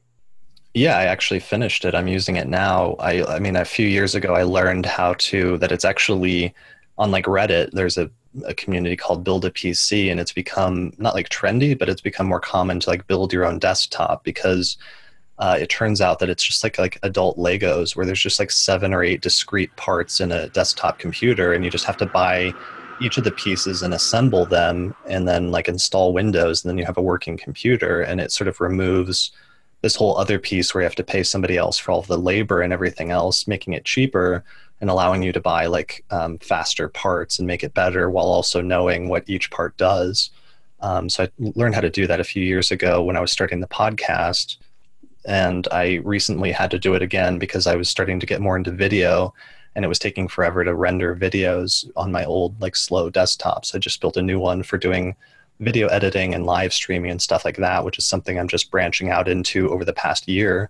Because for most of like the past 4 or 5 years, I've seen some astrologers getting into YouTube and being really successful and like developing large followings there. And it was always something I really wanted to get into, but I knew I needed to finish the book first.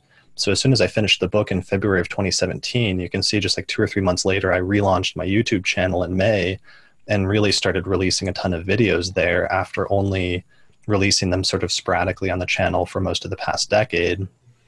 And then have started to encounter some success in doing that. So that's something I'm more serious about, more focused on at this point in time. Right. And you've just started some new content very recently there with you're doing monthly sun sign horoscopes now, right?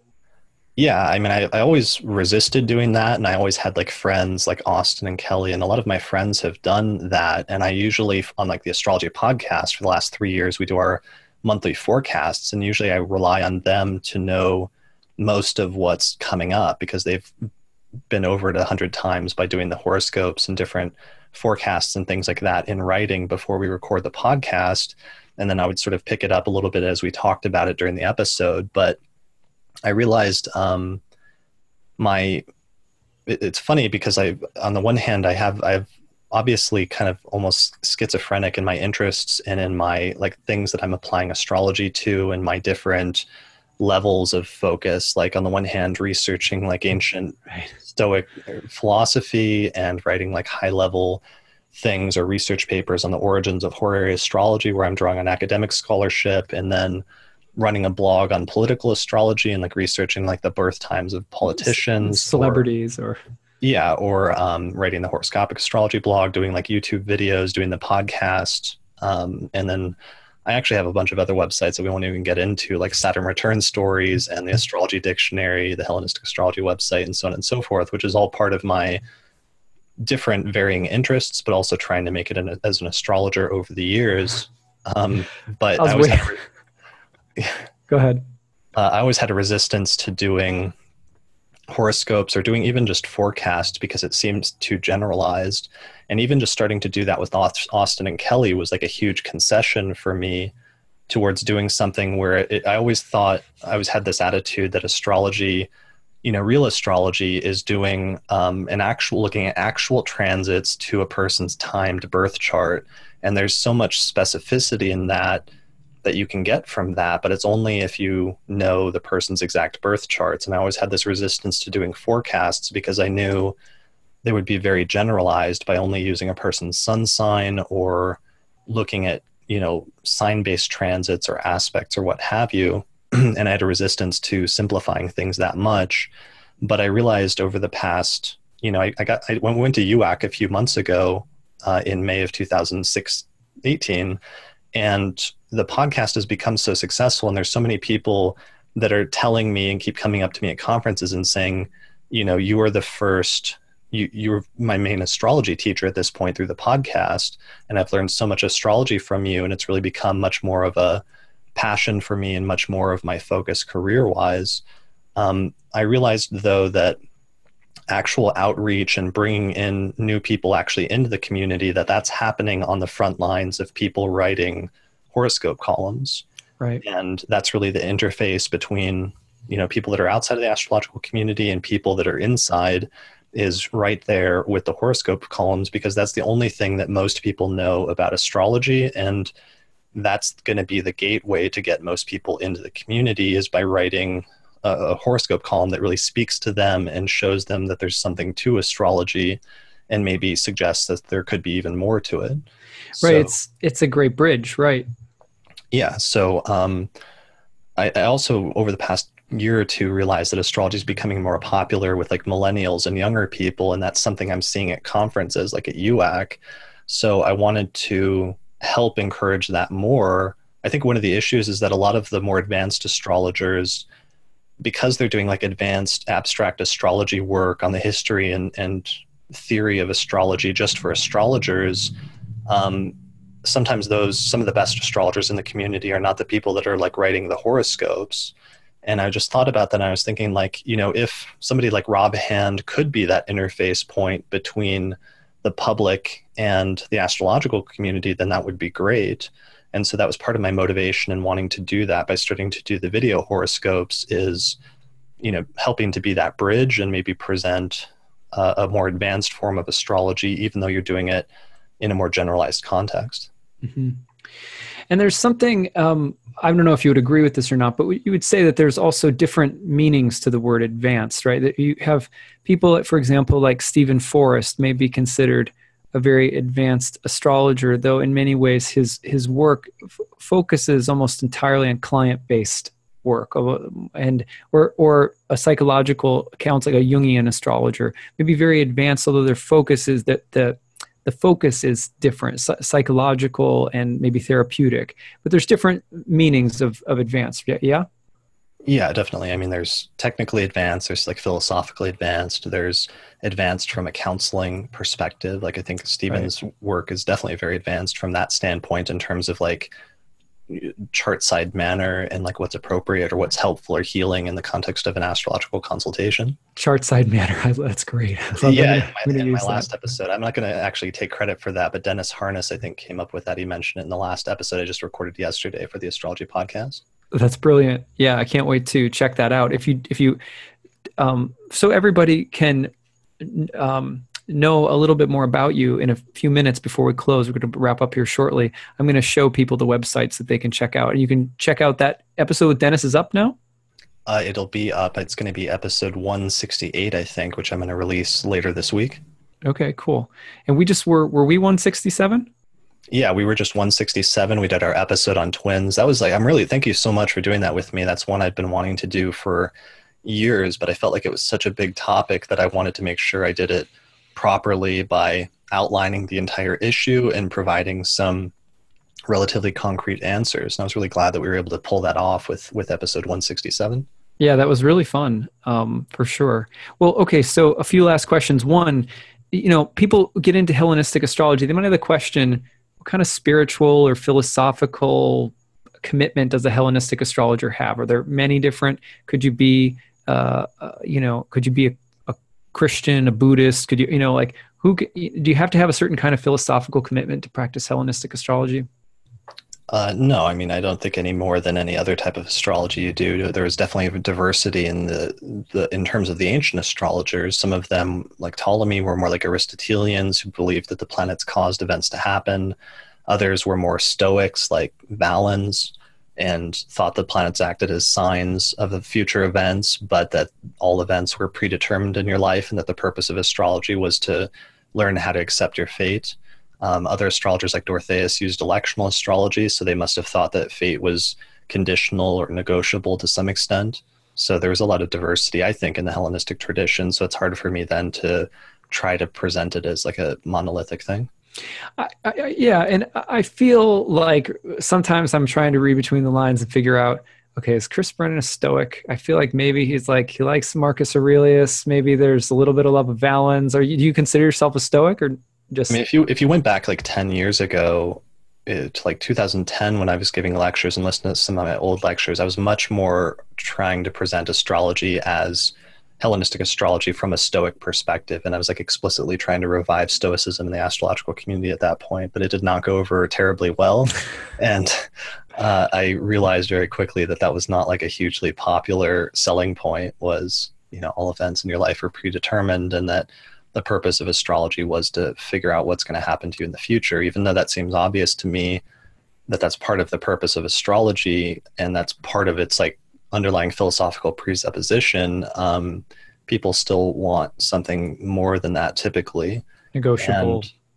And yeah, people want to feel like they have a choice and they have the ability to make things that they don't like in their life better, or to change them, and do not want to hear if that's not the case, even if in some instances it's not. So it was like that, but also struggling with things. Like one of the things that became bigger for me was using electional astrology more frequently and doing more with it over the course of the past decade. First through writing a column for Mountain Astrologer magazine between like 2012 and 2016 on outlining auspicious elections each month. And then over the past couple of years doing a podcast on that for patrons with Lisa Scheim, and just being hyper aware of electional astrology at any given time, using solar fire and like having a you know, the chart of the moment up at any moment. You know, I still sometimes struggle with that. To what extent are most things predetermined versus can you control or moderate or mitigate things to any extent? Right. So, you would say that your commitments have, they're evolving, and you're still, you know, like a good philosopher, the jury is still out on a lot of big questions. I mean, honestly, it's probably I am more Stoic, like 90 something percent, but still wanting to hedge my bets to whatever extent I can, and knowing and seeing that the electional chart for things does make a difference, and still wondering sometimes if things could have been different, or you could alter the trajectory somewhat. So I'm still trying to explore to what extent that is the case. And there's been this whole recent revival of like magic and astrological magic in the community, which is not something that I'm at all focused on or have practiced in the past, but I'm interested seeing that as this alternative, like philosophical approach that is more free will oriented. And I feel like the jury is kind of out for me at this point on things like that. And if it's true that you can change things in any significant way. It's a really interesting topic, as of course different kinds of efforts to treat or address some kind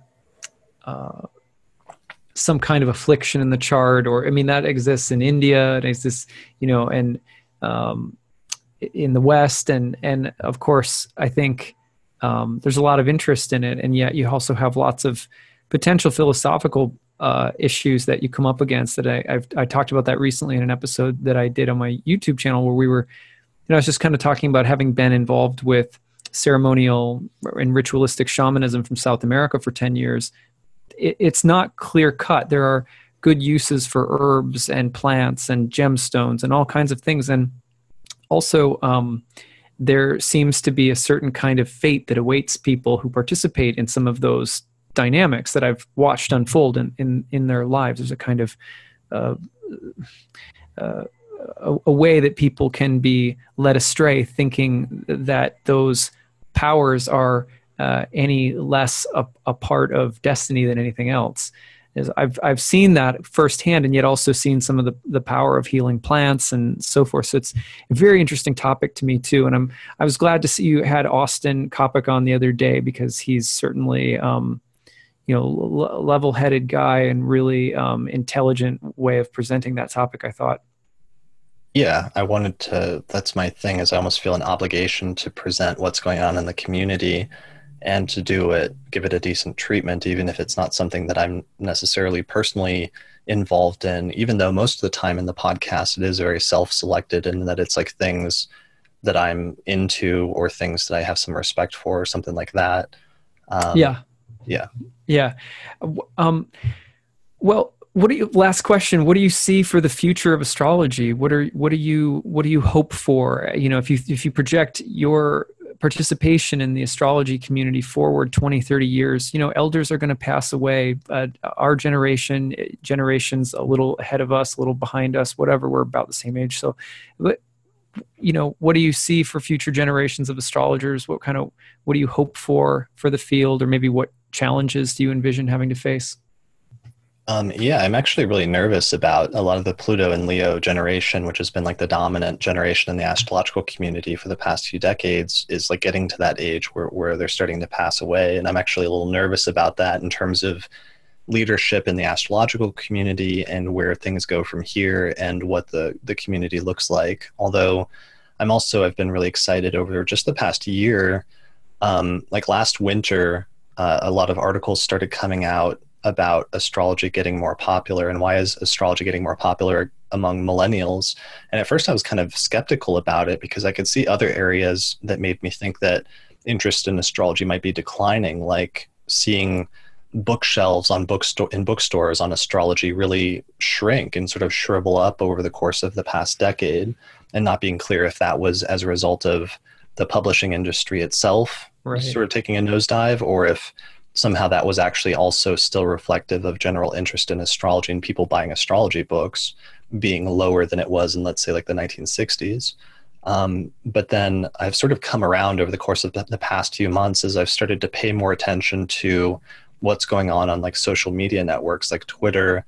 And Twitter's like exploded with people talking about astrology and paying attention to things like Instagram. And there's just been this explosion of people talking about astrology, and I'm seeing a lot of younger people get into it, which really wasn't the case when I was in my 20s. And I felt a lot more lonely from a generational standpoint 10 years ago, because every once in a while you'd run into like a younger astrologer that was into it, but not very frequently. And nowadays I'm finding people who are 10 or 20 years younger than me that are getting into astrology and talking about it and doing a pretty good job of it. So I'm actually pretty excited about it from that standpoint. Right. And of course, the sort of millennial generation, also the ease with which they can innovate and use existing technologies is also in some ways, they don't have to blaze some of the same trails. And there's also a kind of an ease and familiarity with, different kinds of online tools that you or I, for example, didn't really come up with, or what you had to blaze your own way with in a lot of ways. So that should also make for some interesting changes in the next couple of decades. Yeah. Yeah, definitely. And one of the things that's interesting is that there's concepts that for me were like huge concepts, basic concepts like whole sign houses that are suddenly becoming commonplace. And seeing that happen over the past decade has been really wild, because if you look at some of my earliest articles on my blog, like my big thing early on was promoting things like whole sign houses and sect and other stuff that I thought were like huge discoveries about really basic concepts that we were finding from Hellenistic astrology, but that radically changed my practice for the better.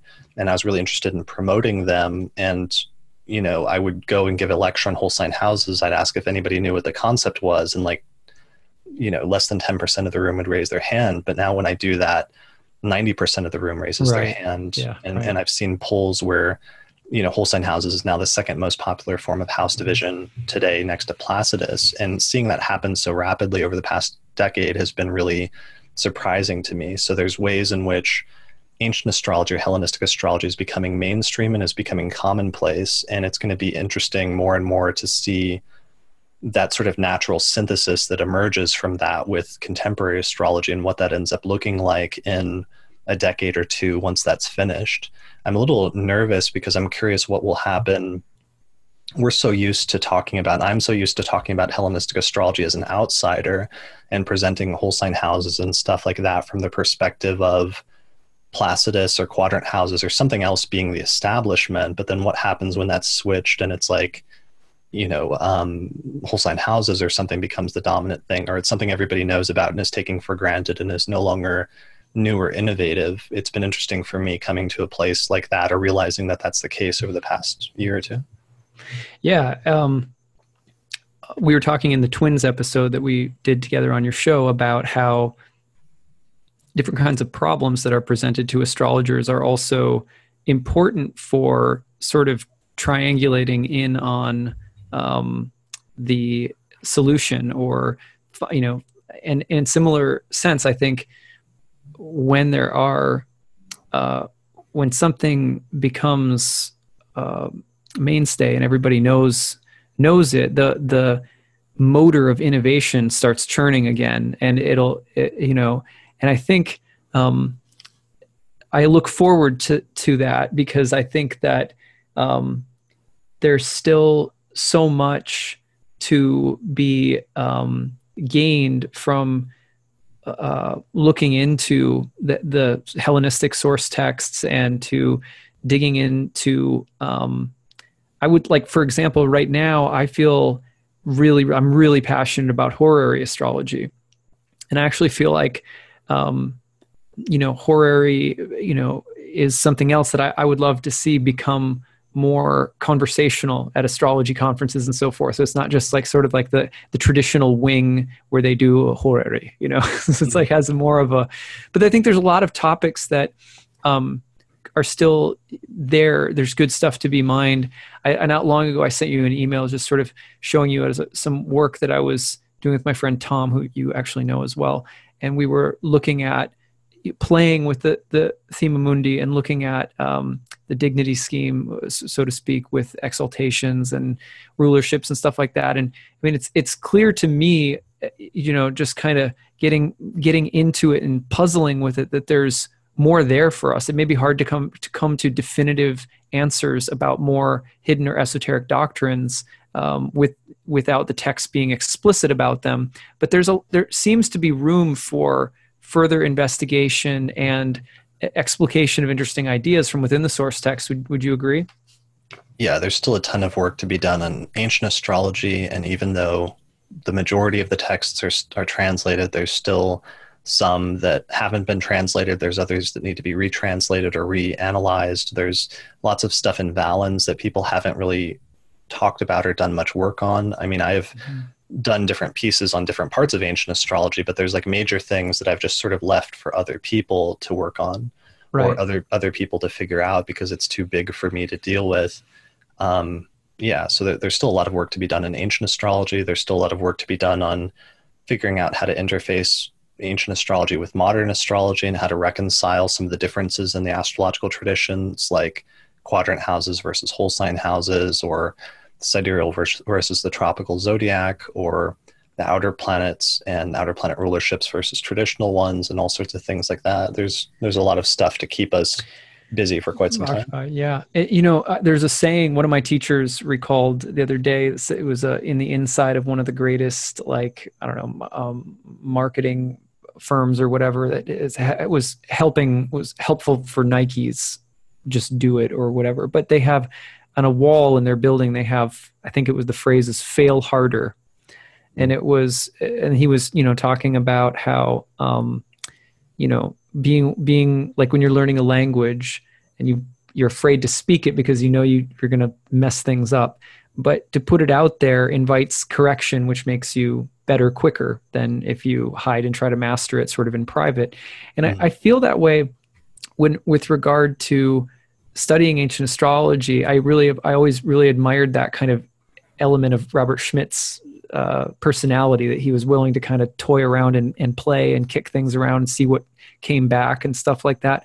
But it's a kind of fine line in astrology, because when you do that, you're also, there's some potential to, when you put something out publicly, to risk making astrology look bad or half-baked, or almost like people who are constantly trying to prove a conspiracy theory or something that or practicing the techniques in ways that you don't fully understand how they worked. You may not be entirely responsible with a client or something like that. So it's a funny way in which, I feel like there's an invitation for us to sort of experiment and play hard and maybe fail hard with ancient astrology, but there's also, you have to be a little bit careful and sensitive with it as well. Yeah, definitely. I mean, there's that issue of acknowledging that you don't know everything. And that's an issue because I think often as astrologers, there's this projection of the astrologer having to play this role of having the insight and having the wisdom or what have you. And there's something important or humbling about that acknowledgement about not having all of the answers necessarily. And some of this still being part of this like great mystery that astrologers are still working on and unraveling, and that nobody's completely figured out yet. And being okay with acknowledging that while also confident in the things that you do know or do have worked out is kind of an important balancing point. It's definitely something that's gotten people into trouble in the traditional movement, because I know there were some like early statements made in like the early days of Project Hindsight that were made more dogmatically of like, this is the way that things were. And now some of those statements are receiving criticism when they're revised later on. And they say, well, maybe things are actually more like this, but it's like changed dramatically from what was more of a dogmatic statement early on. So I think there was some lessons there during the course of that traditional revival about being careful not to state things too dogmatically, because sometimes you might want to revise them in the future as new information comes to light. Right. Yeah. Good lessons. And there's also, I always say that there's a temptation to worship at the altar of the future, and there's a temptation to worship at the altar of the past. So sometimes new astrology says, it's new, it's progressive, we're sloughing off the old, and it's this cutting edge evolution of consciousness, all of this kind of rhetoric. And then, but just as there's also the possibility to say this is the original, true, ancient, and there's a sort of fetish with that too. So, either can be dangerous. And I think one of the reasons that I'm doing this show on astrologers in profile is the idea that I have, that I think you have as well, and you do with a lot of your work, is to really expose people to the full variety of ideas and astrologers and stories and things that are happening in the astrological world, so that people can get a sense of how diverse it all really is. And I think the one of the things that I love about your work is that you like you said, you feel like you have an obligation to sort of present what's going on in the field overall and bring people into a community. And I think that's really, really important.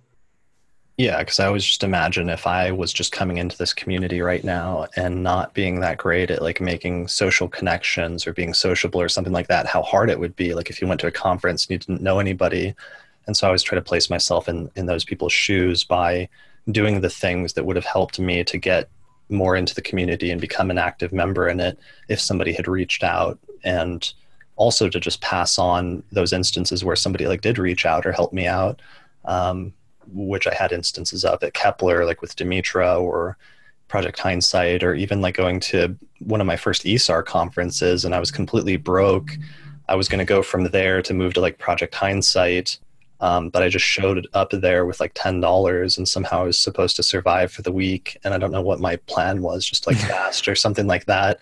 And like Alan Oken came up to me and one night, like the first night of the conference, and he just like shook my hand and I looked down and he was passed me like $40 and he said, "I think you need this." And I don't know if I was just looking particularly like underfed and like underslept, or if he actually more likely actually somehow just like sensed that I was, there on a very thin budget and thin string. But whatever it was, like I've had those instances of people helping me out, and I want to make sure I pay that forward. That's brilliant. Thank you. And in the same spirit, that's also what this show is about, is trying to enrich and enliven the astrological world with story, with and personality, and also to connect the people who are coming to me for astrological content to my channel or my blog or whatever with the other astrologers that have inspired me or that I consider to be really interesting or gifted in some particular way, and to encourage people to, kind of branch out and find other people that speak to them. So on that note, I'm going to share the screen and show people how to get in touch with your websites. Let's make sure I know how to do this now. Okay, good. Tell me, can you see the Astrology School website now? Yep. Okay, perfect. So tell us about the Astrology School. What can people find on this website? Sure. So this is primarily where I've set up my new course site at theastrologyschool.com, or courses.theastrologyschool.com, where I teach my Hellenistic course, my electional course, a bunch of modules from that where you can take individual pieces of the Hellenistic course. And I'm also starting to launch new video courses like that professional astrologer course that I mentioned that I'm recording now that I'm hoping to launch here soon. This is also connected with, and this is kind of a new website because I'm trying to get away from this, I don't know if schizophrenic is the right term for it, but of having 20 different astrology websites. And I think this might be one where I focus on more. When I relaunched my YouTube channel, I needed to brand it last year. So I decided to focus on this website, the Astrology School, and I'm connecting it with my YouTube channel and some of the videos that I'm sort of generating there. Great. Brilliant. Yeah. And I've taken Chris's Hellenistic astrology course. I consider it 2 or 3 of the most integral ways of learning Hellenistic astrology that I've had so far, probably the most actually, along with obviously listening to hundreds of hours of Schmidt. But it's a brilliant course. I couldn't recommend it more highly to everyone to check out. And there's a lot of other cool stuff on this website.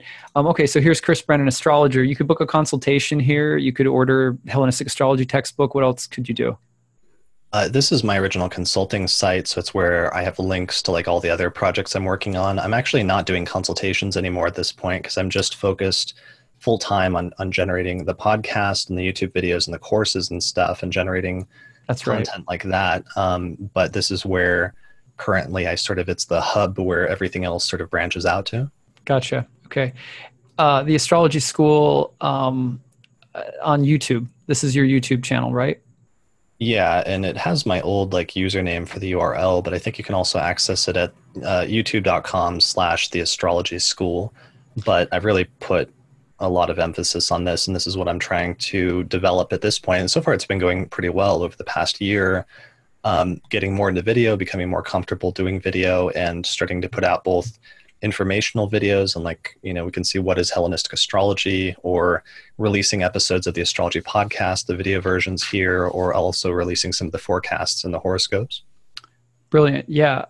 Totally recommend checking this out. You can also see channels to follow suggested. There's some good ones. Kelly's Astrology. You can see mine there. There's others too. So, this is one of the main reasons that I want to do this is I imagine, I hope other astrologers do this too, as I was actually inspired originally to do this based on Chris's interview with Dimitra. I just thought, I studied memoir in grad school and I love stories. So I'd love to hear more astrologers' stories and lengthy interviews with astrologers to really get to know an astrologer and to learn more of the stories behind the people that you listen to or follow or learn from or have a reading with or whatever. So I imagine this if you like this book, Amazon recommends the next ones. So you can kind of network through this series. The Astrology School at YouTube, check that out. And then the Astrology Podcast, that's just theastrologypodcast.com, right, Chris? Yeah, that's it. And there's our episode on twins, which is episode 167. Right. And then shortly there'll be a new one coming out the next couple of days. Yeah, that's going to be 168 with Dennis Harness, and it's on doing astrological consultations and some different styles for doing them, as well as some challenges that astrologers sometimes encounter when they do them. He has a list of 6 difficult client styles. It's kind of interesting and is good prep work for astrologers to be aware of before they start seeing clients. Very cool. So check that out on the astrologypodcast.com. And then is there anything else that you want to point listeners to?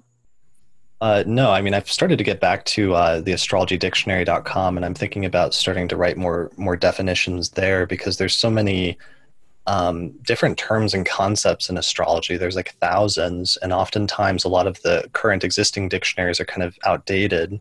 So that's the only other project that I'm kind of trying to put a little bit of effort into on the side as well. Very cool. And I should say one last thing is that if you like Chris's work, you really enjoy it, Patreon is on the Astrology Podcast website. And, you can essentially contribute to Chris's work doing a whole lot of content that he does every month. So that can just be found on your website, on the Astrology Podcast website right here, right? Yeah, I think it's at patreon.com/the astrology podcast. Okay, very cool. Well, that's it for this episode. I said at the beginning, Chris said, well, how long do you think we'll go? And I was like, yeah, probably like an hour. No, you said like 30 minutes. So I was laughing when we got to the 30 or the hour mark because that's something you people don't realize. Like I sometimes early on in the podcast would get complaints about it being too long, but actually attempting to have a dialogue with somebody and keep it shorter than like an hour is actually incredibly difficult sometimes, especially if it's an interesting conversation. If it's not, then like, yeah, you can wrap it up really quickly, but yeah, that's right. I've actually in my YouTube channel in the very beginning, I was getting a lot of people saying your video should be 5 to 10 minutes long, right, like sort of this like micro content. And but I found that when I was doing longer videos, you may lose some people for doing longer videos. There's also for me a much higher conversion in my longer videos that are more in depth and kind of lengthy, like say 45 to an hour with my normal forecasts. And people who will book a reading afterward because they're maybe going through something and this in-depth treatment of something made them want to get a reading or something like that. So whereas when I do quick videos, people might really like, well, that was an interesting, little educational bit that you did there, but it definitely doesn't turn into students. It doesn't convert into sales like the longer treatments, deeper, more detailed treatments of things. So I've kind of had to figure out how to navigate that. And for myself, it's been, like 45 to an hour has been like a really good way to go. But I have a sense with these that they'll be longer because I really want to get into these stories and sort of humanize astrology more. And I do think that takes some time. So I'm glad that you could be here today for this whole conversation. Yeah, definitely. I'm glad to be a part of the inaugural sort of launching of this series. Yeah. So if you're interested in checking out what I'm up to, you can go to nightlightastrology.com. That's my website. And you can find me at Adam Elenbaas on YouTube or Adam Elenbaas on Facebook. So thanks everybody for tuning in, and we'll be excited to, my next guest is Joe Gleason. And we were actually all together on Chris's podcast not long ago. So I'll be hosting her and talking about the Association of Young Astrologers and picking her brain and talking about her story with astrology in a couple of weeks. So that's what you have to look forward to. Thanks, everybody. Take care. Bye. All right. Bye.